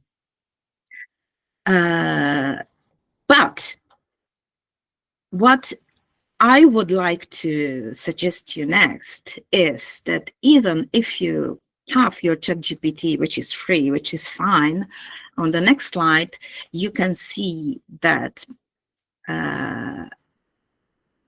very important thing what you can do is to personalize your account, and this will make the biggest difference. Here you can see when you open your ChatGPT, customization or settings of your personal account. Here in this tab, you can see there are custom instructions, and there is a little place where you can add your personal instructions so that ChatGPT can customize the outputs and the answers according to what you really want. And this is very good to fill this and have it filled, keep it filled for you, because ChatGPT remembers you. And this is the reason why you should not share your account with anyone. You should not use the company shared account for ChatGPT, because this is something that ChatGPT didn't do in the past, but it does it now. It remembers every single thing you consult with it. And it saves all the information about you. And then if you want some other information from it, some other answers, and you keep asking, in time, it will remember exactly how to communicate with you, what questions you already did ask, and what you already revealed about yourself, and ChatGPT creates a whole picture about you, and then all the answers in the future are more and more customized to you. They are more personalized, and they are more and more accurate. So always, please, keep your own and only account to ChatGPT, and educate it. Give it information you want it to remember, so that the things you receive back from it are accurate and much more usable. About this custom information, on the next slide, you can see how the custom information, which is here on the, how it could look like. For example, this is a simple one, a very simple one. Use a formal and professional tone. Never claim something you are not 100% sure. You know that ChatGPT is famous for being able to hallucinate, and sometimes it really is so decisive, because it claims it's 100% true, but you know that it's not. So you need to tell him not to tell you anything he's not 100% sure. If you are unsure, mention it that you are not sure. We are friends, but also colleagues. So always act helpful and focused on what is the task. Think strategically. Get right to the point, please. Tell it as it is. Don't sugarcoat responses. This is a very common mistake. Something is meticulously crafted, Be innovative and think outside the box. Be practical about all. Never suggest looking elsewhere for answers, because I pay for the subscription and I want the correct answer from you. Or consider my shared working experience and personal information. So if you give ChatGPT in that little box that you saw on the previous slide, this set of very simple personalized instruction, you will see a massive difference between the answers you used to receive and that you will be receiving from now on. And this is just a very simple prompt for personalization. In the file that I promised you, that I will share with you in the end of the session, where you will have all the most up-to-date and suggested applications, AR applications, I also added there these personalization prompts, and you have 3 levels of them. There is one that is simple, then there is one that is advanced, and there is one that is expert. So you can choose which one you want for your work, what kind of tone you receive, but be very careful not to mix the two, because sometimes they may contradict each other. From one, you ask, give me more questions, helpful questions. In the other one, we suggest, do not ask any questions, just give me answers. So this could be, this could contradict each other. So that's about personalization. Let's go further. Also, there is a very interesting thing I want to share with you. Why not to share the information with anyone? Not to share your ChatGPT account with anyone else. This is an experiment, very interesting. I asked ChatGPT these things. Based on everything you know about me from previous conversations, estimate my 6 main strengths, estimate my 6 main weaknesses, combine both parts and rank them from strongest to weakest, and then create a horizontal bar chart from this. And I really wanted to know what he knows about me and what these qualities, good and bad, would be. And on the next slide, you can see the results that I received. I really received the answer, also the text answer, but this is what I want to share with you. I could receive, just with this little simple prompt, I could receive this, this chart. And it really tells me that there is, I don't know, strategic thinking, blah, blah, blah, blah, blah. Then I was very curious about the weaknesses.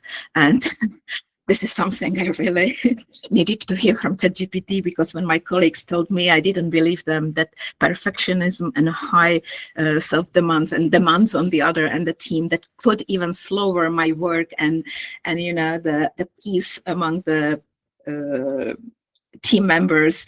It is sort of weakness. And just imagine, ChatGPT knows it. He knows it from the way I'm asking, from the ways I'm, how I'm working, from the tasks that I had to do in the last couple of years. He knows it.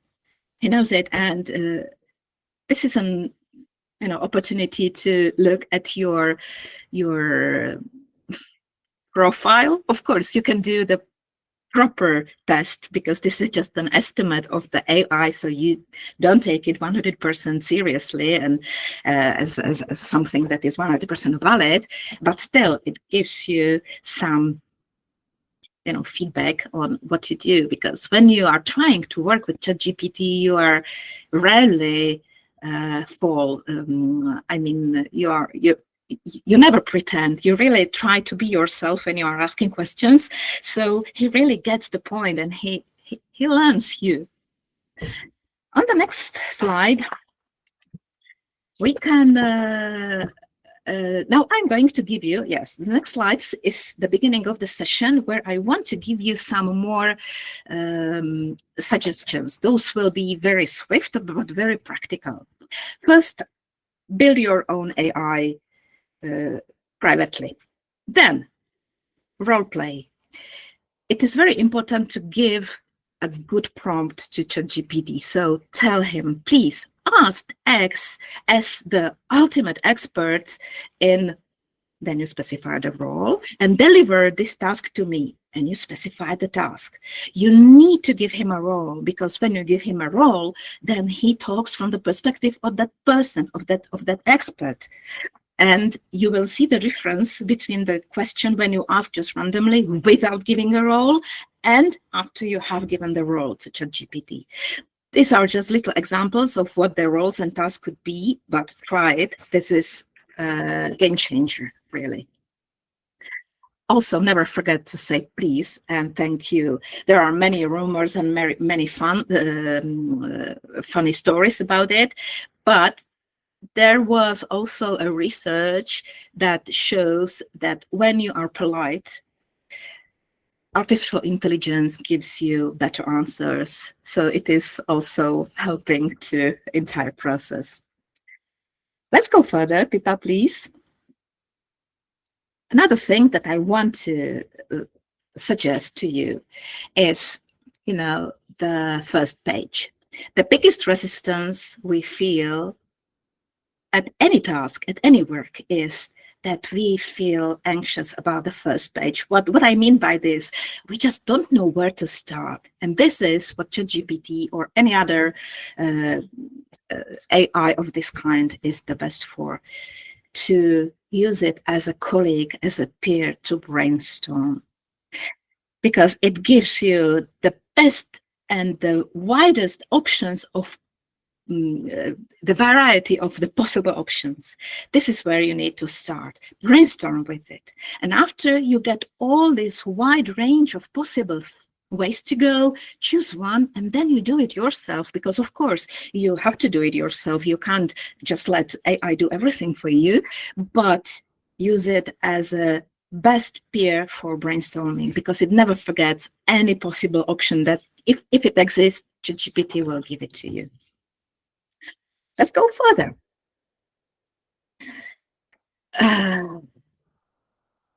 What I want to suggest to you is a voice mode. I realized that there are many people who still do not know that this is something you can use. And voice mode is, if you look at your application in your mobile, you can find it out there. There is this black icon, and that is the voice mode. What it means is that when you open it, you can simply have a conversation with ChatGPT. And if you let me, I will probably give you an example how it really works, because it's very, very interesting. And for those of you who haven't started it, let me just Okay, I open it now on my mobile and I'm going to try. Hello, good afternoon. You remember I told you that during this presentation, I'm going to demonstrate how the conversation, the voice mode of ChatGPT works. May I give you some questions? Of course. Go right ahead. I'm absolutely ready to help you demonstrate. Feel free to ask me anything and we'll show how it works. I'm not sure if we can show it directly here, but maybe I will just ask you a very simple question. Could you just please help me to better formulate one English question from the grammatical point of view? If I want to introduce myself and I say, hello, I'm Lucy and I come from Czech Republic. Is that correct? Or can I say it better? Absolutely. That's a great example. So a slightly more polished way to say it might be, hello, I'm Lucy and I'm from the Czech Republic. That just adds a little article and smooths it out. Perfect. Thank you very much. I think for the demonstration, this is enough, and I will continue with my presentation. Thank you. Bye-bye. You're very welcome. I'm glad I could have, and good luck with the rest of your presentation. If you need anything else. Okay, I turned him off because I'm not sure if you heard it. Could you hear it? Could you hear it well? Okay, thank you very much. My connection was not very strong now because of all the computers I have open here, so it was a little bit, it was cutting, but you could hear. So what I want to demonstrate now is, see, you can have a conversation with ChatGPT, and I do that when I'm traveling. But anytime I'm in my car, in the past I used to listen to books or podcasts. Now I have meaningful conversation with artificial intelligence. I give it questions, we brainstorm together. He gives me, you see, I call him a he, never a she. This is something personal, but for me, ChatGPT is a man, and never it. It's a he. And I simply ask him questions and we develop things together. And by the time I get home from my travel, I have some solutions that I can immediately start working on. On this picture, you can also see another icon in that red box. And this is an icon that lets you record your question. You don't have to type. You can simply record your voice message, your voice question, and ChatGPT gives you answer that is written in the chat. And you can always return to that chat because it keeps saving. It is saved in your chat history. So that is also very good because you don't have to type. You simply ask. On the next slide, you can see another interesting thing. This is not new, but still very fascinating. It can process the image to the level that is unbelievable. You give it a picture and you ask, please, could you estimate how much calories does this dish have? And he just gives you a very detailed breakdown of everything you can see. So there is not only definition of the dish, but also what is it made from, how the calories combine, and everything about it. So this is something you couldn't think of in the past, and now it is very common. On the next slide, you can see something that is very funny, muffin or chihuahua. This is quite old, but still very interesting. If you ask ChatGPT if he can distinguish on which of these 16 blocks is Chihuahua and which of them is Muffin, it gives you answer without any mistake. You see, you can get the answer in the tab even. On the next slide, you can see, what CAPTCHA is. This is a code by which you confirm that you are not a robot. But you see, you give CAPTCHA to ChatGPT, and what ChatGPT tells you, yes, the image shows that what this image shows is what appears to be a CAPTCHA designed to distinguish humans from bots. The text is distorted to make it challenging for automated systems. However, to a human, it should read blah, blah, blah, blah, blah. So the machine tells you that he just broke the code, which is something to think about. Let's go further, and let's already go towards the end of my presentation. So now we come to the point of view of the teacher. This is a simple mathematics test. What can a student do is to simply make a picture of it, upload it to ChatGPT, and ask to find a solution to the equations, and it can do it within seconds. And now comes the question: what to do with such situation when AI is available to everyone, to all students as well as teachers, also during the classes? What could be the best, the best approach to it? On the next slide, oh no, not yet. Sorry. The best approach to it could be, well, there are two different schools of approaching it. One is, it is probably the one and only extreme that is available now in the world. But just imagine, in China, it's already obligatory from the age of 6, every single child has classes about AI, and that's compulsory for everyone in all schools.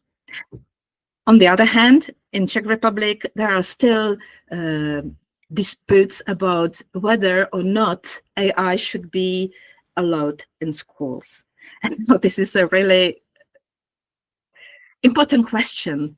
So what would be the, is it a good thing to forbid what is going to be one of the most important skills in the future on the labor market?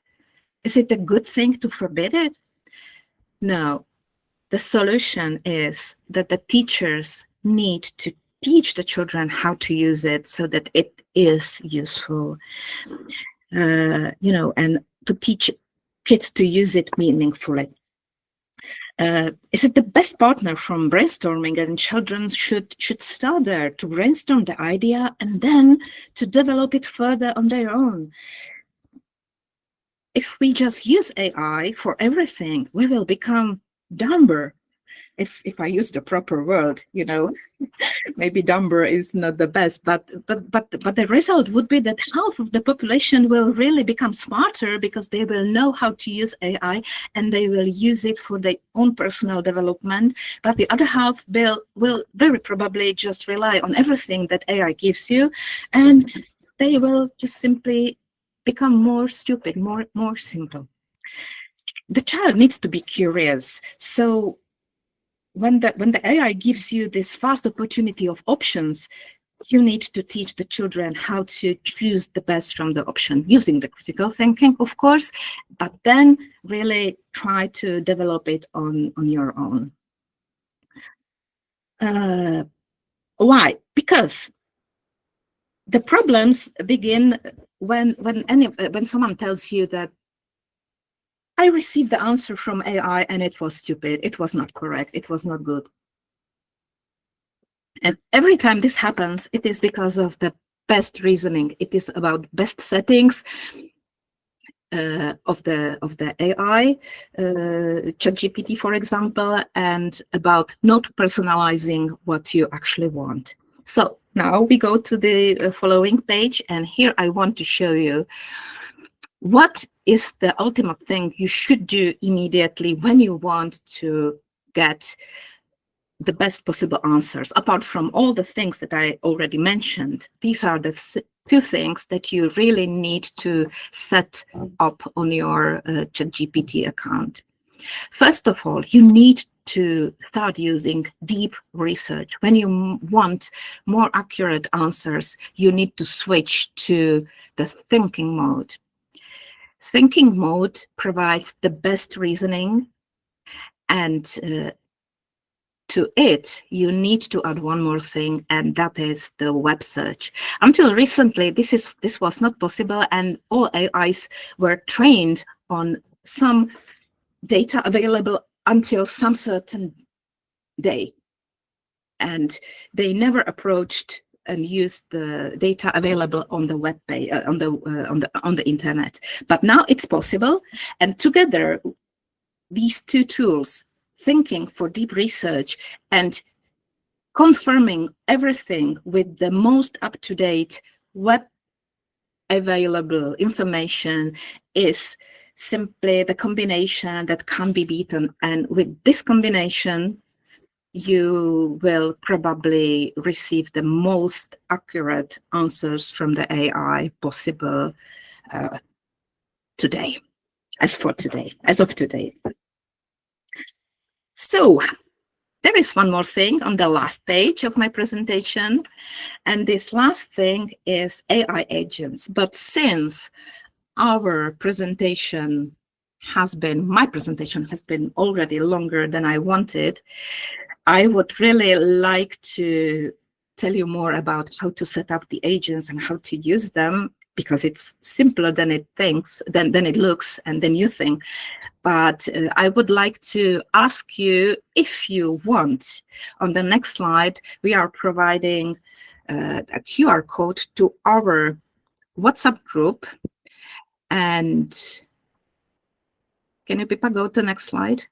Yes, join our WhatsApp group, and I will also share the link to this WhatsApp group with you in the chat, because in this WhatsApp group, we are going to share the most recent information about AI, also about the climate education.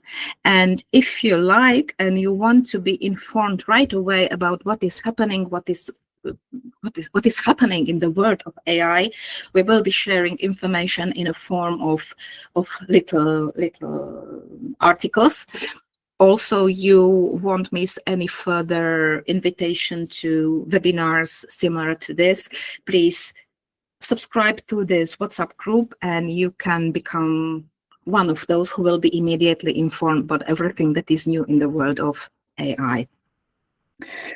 And I will make sure to prepare a webinar about how to make the agents for all of you, because this is something that will elevate your teaching skills on a brand new level. So that's it from myself. Thank you very much. And we have one more last workshop now that will be led by my colleague Pippa, and it will be very practical about how to prepare the activities that are online and digital. Thank you very much.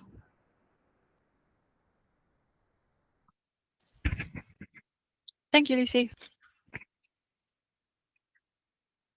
So I don't want to keep you here too much longer, so I'll try and make this as brief and practical as possible.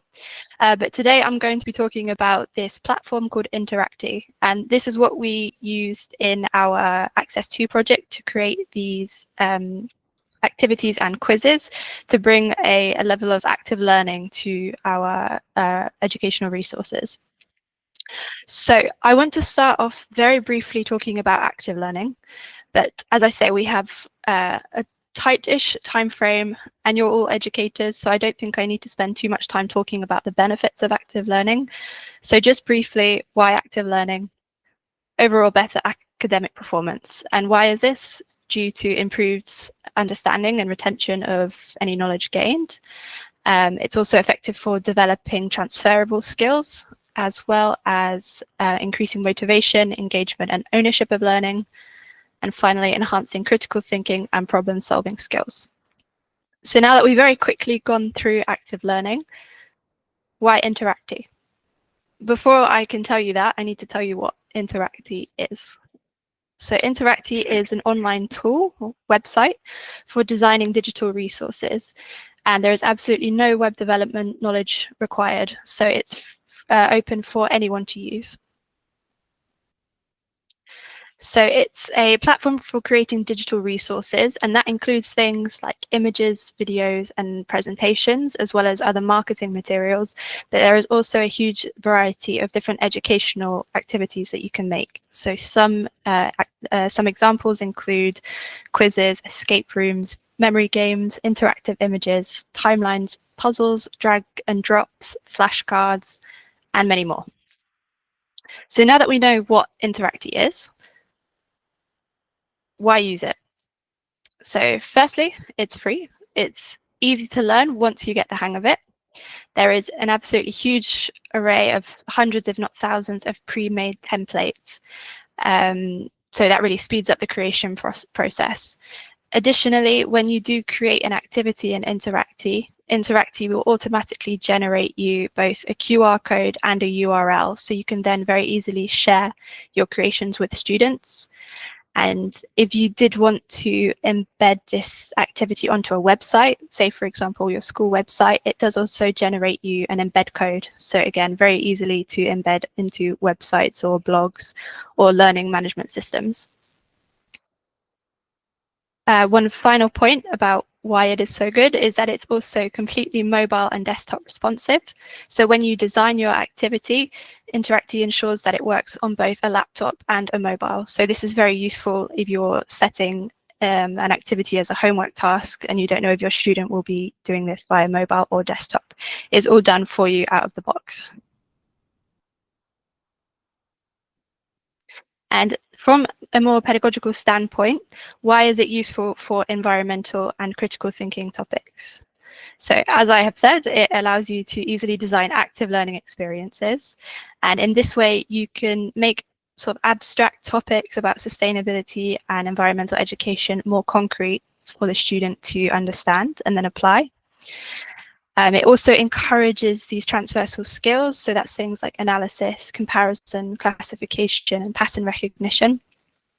And finally, the format of these activities, very bite-sized, short resources, makes them very good for a flipped learning environment or a homework task because, say, it's bite-sized, the student can go through it at their own pace, and it doesn't take up a huge amount of time.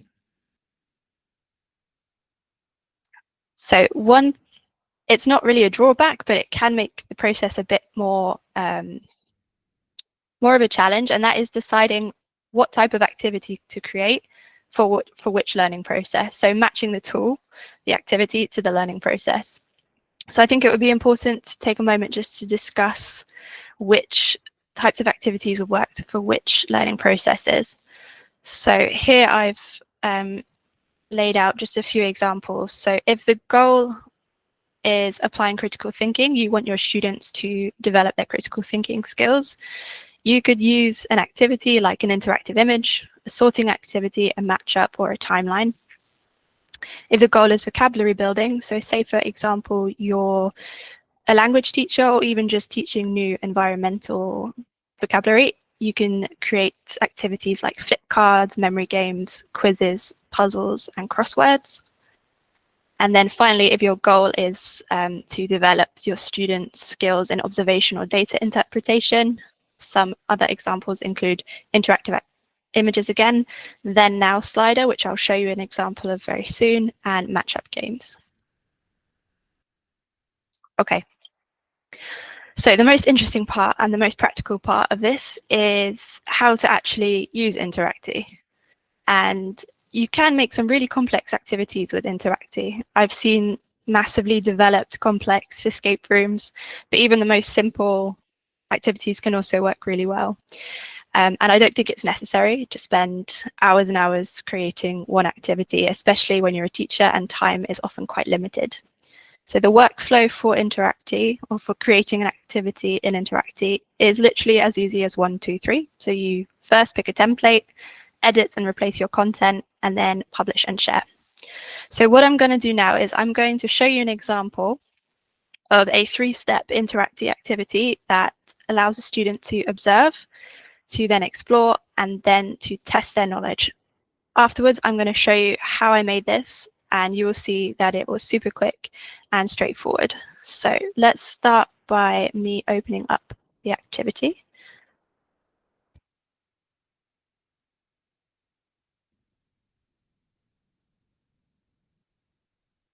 There we are. Okay.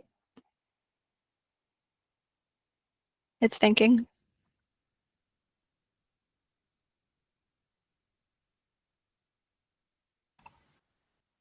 It is also in thinking mode. It is deep thinking mode. Deep thinking. Okay, let me try that once more.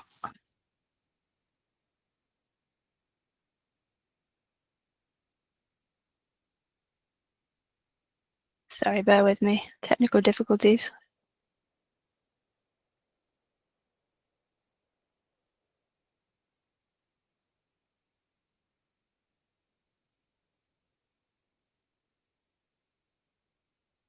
Okay, to speed this up, Lucy, can I please send you this link? And could you try and share it? Oh wait, no, I have it now. Okay, perfect. Okay, so this is the activity. So the first step of this activity is this then now slider image. So in this case, we have a satellite image of the Antarctic, and the student can see the ice receding between both images. So this allows for this sort of direct comparison. And then at the bottom here, you can see that there is an explanation and a link to the original article. So when the student clicks this, it's going to pop out the original article from NASA, which explains the data or the story behind the images. After this step, we're going to move on to an interactive image. So as you can see at the top, I've got this navigation bar. I'm going to click to the next step. And here we have an example of an interactive image. So what this is a static image, but with hotspots where the student can click and it pops up with some extra information. So in this case, we can see Eagle Island, Antarctica. Click on the pins to find out more. So if I click here, I get some extra information about the glacial ice cap and how most of it is covered by ice. Then I can see the ice edge. So the edge of the glacier is retreating due to rising temperatures. And the third hotspot or pinpoint is land exposure. So as glaciers retreat, rocks and land become visible. So this second step is more about going a bit deeper into the information. And then the final step, we have this application of the knowledge learned. Obviously, this is just a really short example.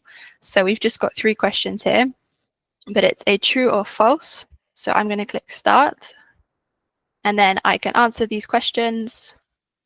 I get feedback whether or not the question I've answered is right or wrong. So this one is wrong. The glacier is in fact retreating, not advancing. And finally, true. And then I can see my result with a little message at the end. Okay, so what I want to do now is demonstrate to you how I built this, and it took me probably about 10-15 minutes, something like that. So I'm going to head to my own Interacty dashboard to show you around.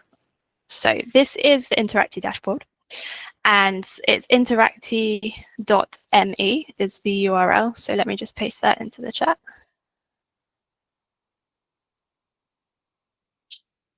And once I head over in this top corner to my account, I'm then taken. Eventually, I think my internet connection is struggling with the meeting here. Eventually, I will be taken to my dashboard. So it's possible to create a free account in Interacty. Because I use it quite a lot, I do have the paid account. So you can see here that with my intermediate subscription, I can create 300 projects a month. With the free account, it's 20. So it's not 300, but it's still quite a generous amount.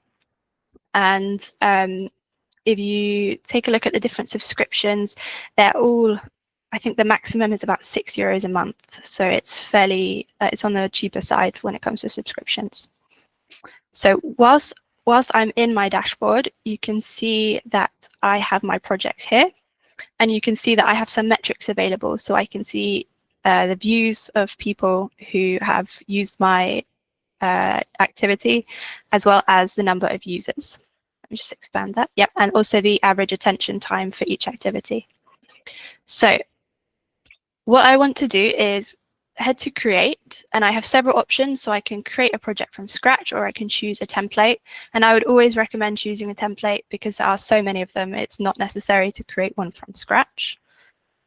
Once I do this, it takes me to Interacty's template gallery.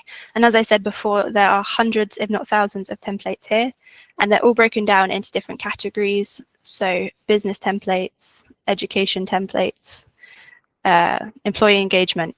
So I know what I want, and what I want is this then now slider. So underneath the game concepts section, I'm going to head to then now.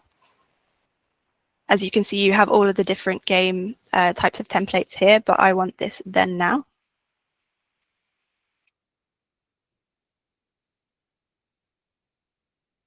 And then when it eventually loads, I will select this global warming template. So let me do that because this is taking a while. So I select my template, and then it automatically creates me my own version in my personal dashboard.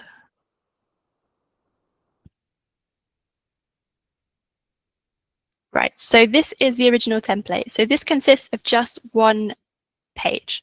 And this is this slider image that we saw before, where you can see two sides of the picture. What I am in right now is my Interacty editor. So this is my creation area. So if I click on the canvas here, I can see my project settings appear on the right-hand side. So basic settings include things like the width of the activity, which is automatically set to 800 pixels, which I normally keep, but you can make this bigger or smaller. You then have settings like design. So this allows you to change the background color or add a background image. You also have this active period setting, which could be useful. So this allows me to set a start and end date for my activity. So if it's set as a homework task, this could be quite useful. I'm going to turn that off now. And then advanced allows you to open external links in a new tab. So I'm going to select that as we have this one link here. So what I want to do now is create this second page with this interactive image. So in order to do that, I'm going to go to the left-hand side and add a new page. As you can see, the background color is the same as the first page. So the settings apply to all pages. And what I want to do is now go to all blocks. So when I click all blocks, again, I get this menu on the left-hand side, and this includes a list of the static blocks that Interacty offers. So this is things like text, image, video, buttons. These can all be added into the activity.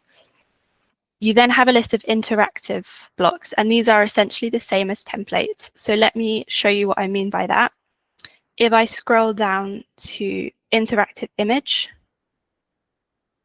I can then insert one of these templates into my project. So I'm going to go just for a simple layout. And now I have my interactive image base. So the first step, as you can see, I've now got my interactive image settings open. If I click on the block itself, this will bring up the settings. And firstly, I'm going to add my image.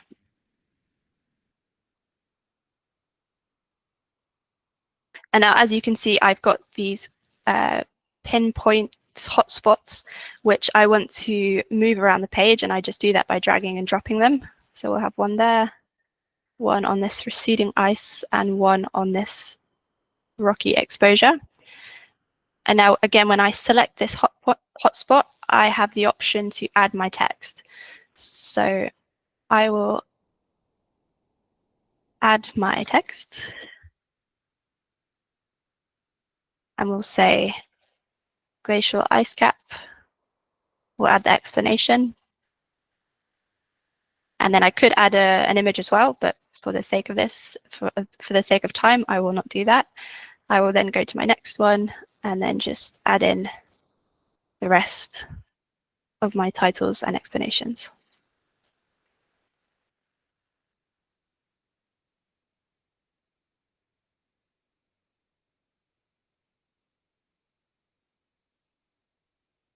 Okay, so that's done, nice and easy. but I do want to add a bit of context because it's not necessarily clear what the student has to do when they arrive on this page. In order to do that, I'm going to add a title. So I will add a static block, add text. You probably can't see anything here because the text is automatically set to black, but it's here.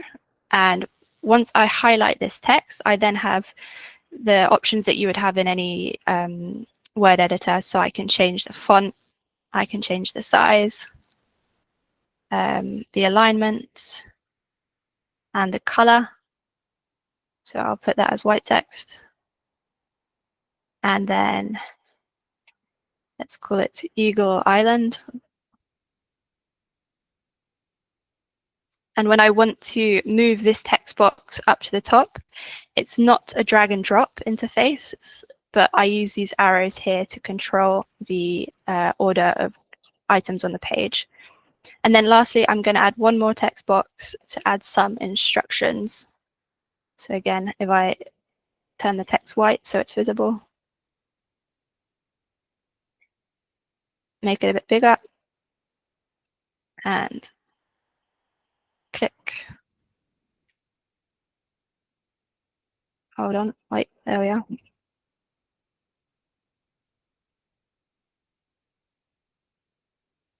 Click on the pinpoints to find out more. And align center. So that's my second page done. And then my third and final page will be this mini quiz, true and false mini quiz at the end. So again, I'm going to head to the left-hand side, add a new page. And I need to select this quiz block, so all blocks. And then within the interactive block list, I'm going to find quiz. And again, just go for this simple layout. So with the quiz blocks, there are the quiz settings, again, on the right-hand side. But in order to change the content within the block, I need to go to edit. So this blue edit button here. I'm going to enable the start screen. And again, I can do things like change the image. So if I upload the same image we had, I will call it true or false.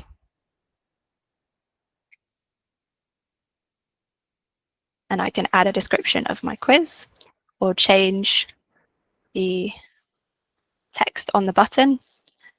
And then I click next, and this takes me to the question bank. So these are where the actual questions that will appear will be. So again, I'm just going to copy and paste this in to speed things up. But my first question, most of Eagle Island is covered by ice. We're going to have true. We're going to have false. So the correct answer is true. So I'm going to make sure that it is highlighted as the correct answer. And I will add a feedback message for the student.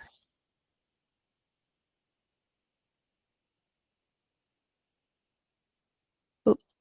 As you can see, I accidentally added a third question here, but I can just delete that with this remove icon. So I did have 3 questions in the original activity. I will do just one more for now, just as I'm aware of the time. So let's do the last question, which will be the glacier's edge is advancing each year. Again, true or false. And in this case, the answer is actually false because the glacier isn't advancing, it's retreating.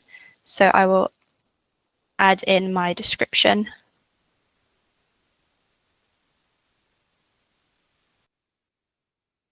And then the final step for the quiz is the results page. So I can either click next or I can click on the results section here.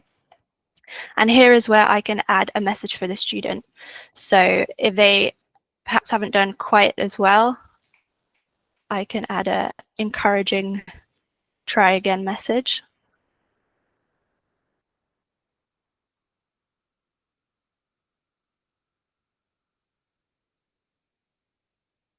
I've done that the wrong way around. Hold on.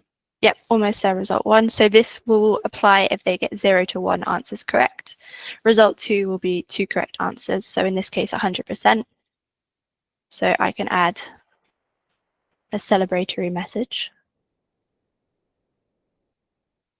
And then I'll want to add some images as well. So there's one and the other. And then don't forget to save. And that is pretty much done. So that took me less than 10 minutes. A couple of things to point out just before we finish is that, as you can see, this editor word is highlighted in blue, which means I'm currently in the editor. If I want to preview how the activity will look, I head to preview. And this there it is, bring up the activity. And I can see it on both desktop and on mobile. So this will allow me to navigate between the two views and just make sure that they are good. But as I say, Interacty does it all for you automatically. So you might have noticed that there is no way to scroll between the 3 different pages that we have. So I'm going to head back to editor. And this is something that's easy to miss. But when you have the main project settings, under basic, you have show page navigation. So if I select this and then I head back to preview, you'll see that I now have the possibility to navigate between my 3 pages. And then one more option for this would be to add a button. So if I add a button, I can change the text and I can very easily add an internal link, a link to an internal page. So as you can see, my button settings are open here. If I head to internal page, I can directly link it to page 2. So if we take a look at that now in preview, we have this navigation at the top, or I can choose to select the button to go to the next page. So I'm happy with that. And I have now 2 options, either save and exit, which if I wanted to come back to this a bit later, I could select this, but I'm going to go to publish. And what will happen now is that Interacty will make this live. So they will create for me a unique URL, which I can then copy and share with my students to assign this as a task. Alternatively, obviously, another option would be to go through this on together in class with projecting it onto a whiteboard. But if you do want to share it individually with students, you can share this URL, or you can also download the QR and share that with your students. If you did want to publish this to a website, then this option, embed in LMS, will allow you to copy either an embed code or an iframe. So that was everything that I wanted to show you. And as I said, it does take a little bit of getting used to because it's not quite as intuitive as other platforms, but it's once you get the hang of it, it's quite straightforward and very quick to create different types of activities. So the very last thing, and I will make this quick, is a couple of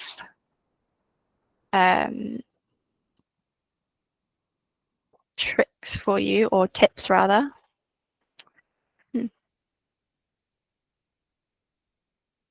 Okay, I'm not able to present, but it's fine. I will just scroll to the next slide. So just a few quick tips for creating great microlearning activities. So firstly, try and keep it short. These are microlearning activities after all, and you don't want the student to become bored by, a huge number of questions if you're giving them a quiz, for example. So the second one is to use clear instructions. As we saw with this sliding image, this interactive image, it's not necessarily very clear what the student has to do. So adding just a quick description of the activity makes it clear, the actual task. And we're back. Perfect. Thirdly, mixed media. So use photos, icons, short catchy text to keep it engaging. And then include feedback as well. So if you are giving your student a quiz, make sure to explain why an answer is or is not correct. And then the very last thing, and this could be probably a webinar in itself, but about accessibility, make sure that when you are adding text that you use a minimum of 16 pixels for body text, 24 pixels for headings, and 28 to 32 for titles. And regarding color contrast as well, it's always a good idea to check that your background color and your text color have a sufficient contrast to make them accessible to all learners. So that's everything from me. I hope that I was able to give you some inspiration and some practical tools to insert directly into your teaching. Of course you were, and you weren't even too short. Thank you, Pipa. Thank you very much. And thank you, Lucy, also for your presentation, and Felicitas as well. The workshops were very interesting, and we hope that they were very useful for everyone. So to close everything off, I just wanted to thank all the partners that were here presenting, the workshop leaders, but also and especially everyone that joined today that created conversation, that asked questions. So thank you very much that joined in the workshops. Thank you very much for being with us, and we really hope that everything that you've learned today and that you've heard from us can really empower you to create a more climate action focused students, and that can really spark meaningful learning in your classroom even more. Again, we will send, or we have already sent the link to the evaluation. We will send it again. I'm going to be sending a very short, very quick, made by ChatGPT. So using all of the tips from Lucy, just some tips to check if the link isn't working. Just go through this list of things that might be going wrong with the link, because it should be working. The link is working. So if it's not working for you, just make sure that you are following that criteria. Try using it on another device, checking your account to see if you need permission, and all of those things that I have sent in the chat. So without anything further to say from our side, thank you very much. Remember that you will get a certificate after you finish the evaluation, but we are very grateful for the evaluation in general, just because it always helps us to grow. So please, if you want to help us, please fill it in as well. I think there are some questions. If there are any questions. I just had one thing to say, sorry. It was about the certificate. It might not be automatically sent right after you submit the evaluation form, but early next week you should receive it. Perfect. That is really good to know. Any questions regarding the webinar in general, or specifically to any of the workshop leaders? I think.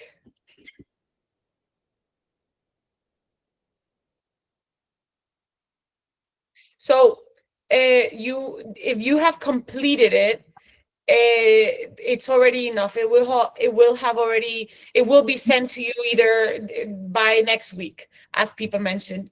And the materials in the mail, if you want these materials, we have already shown all of the links, but please, you have the email addresses of Pipa and Lucy. So if you want these materials directly, or you lost access to them, please just email them and they will send you the materials as well. Also, we would like to mention that the entire workshop and webinar was recorded, and we will upload it on our project YouTube channel. So whenever you feel like watching anything again, you can just get back to the recording and watch the respective part if you want. And Pipa, please add one more time to the chat. Whoever has any technical problems reaching the forms, evaluation forms or certificate or whatever, please just get back to us using these two emails, either Pipa or I. We will deal with all problems, technical problems with the certificates or evaluation forms. Thank you very much. I think also just to recap one more thing, I think it's also important to note that all of the materials are available for download, and it's also everything is free of charge.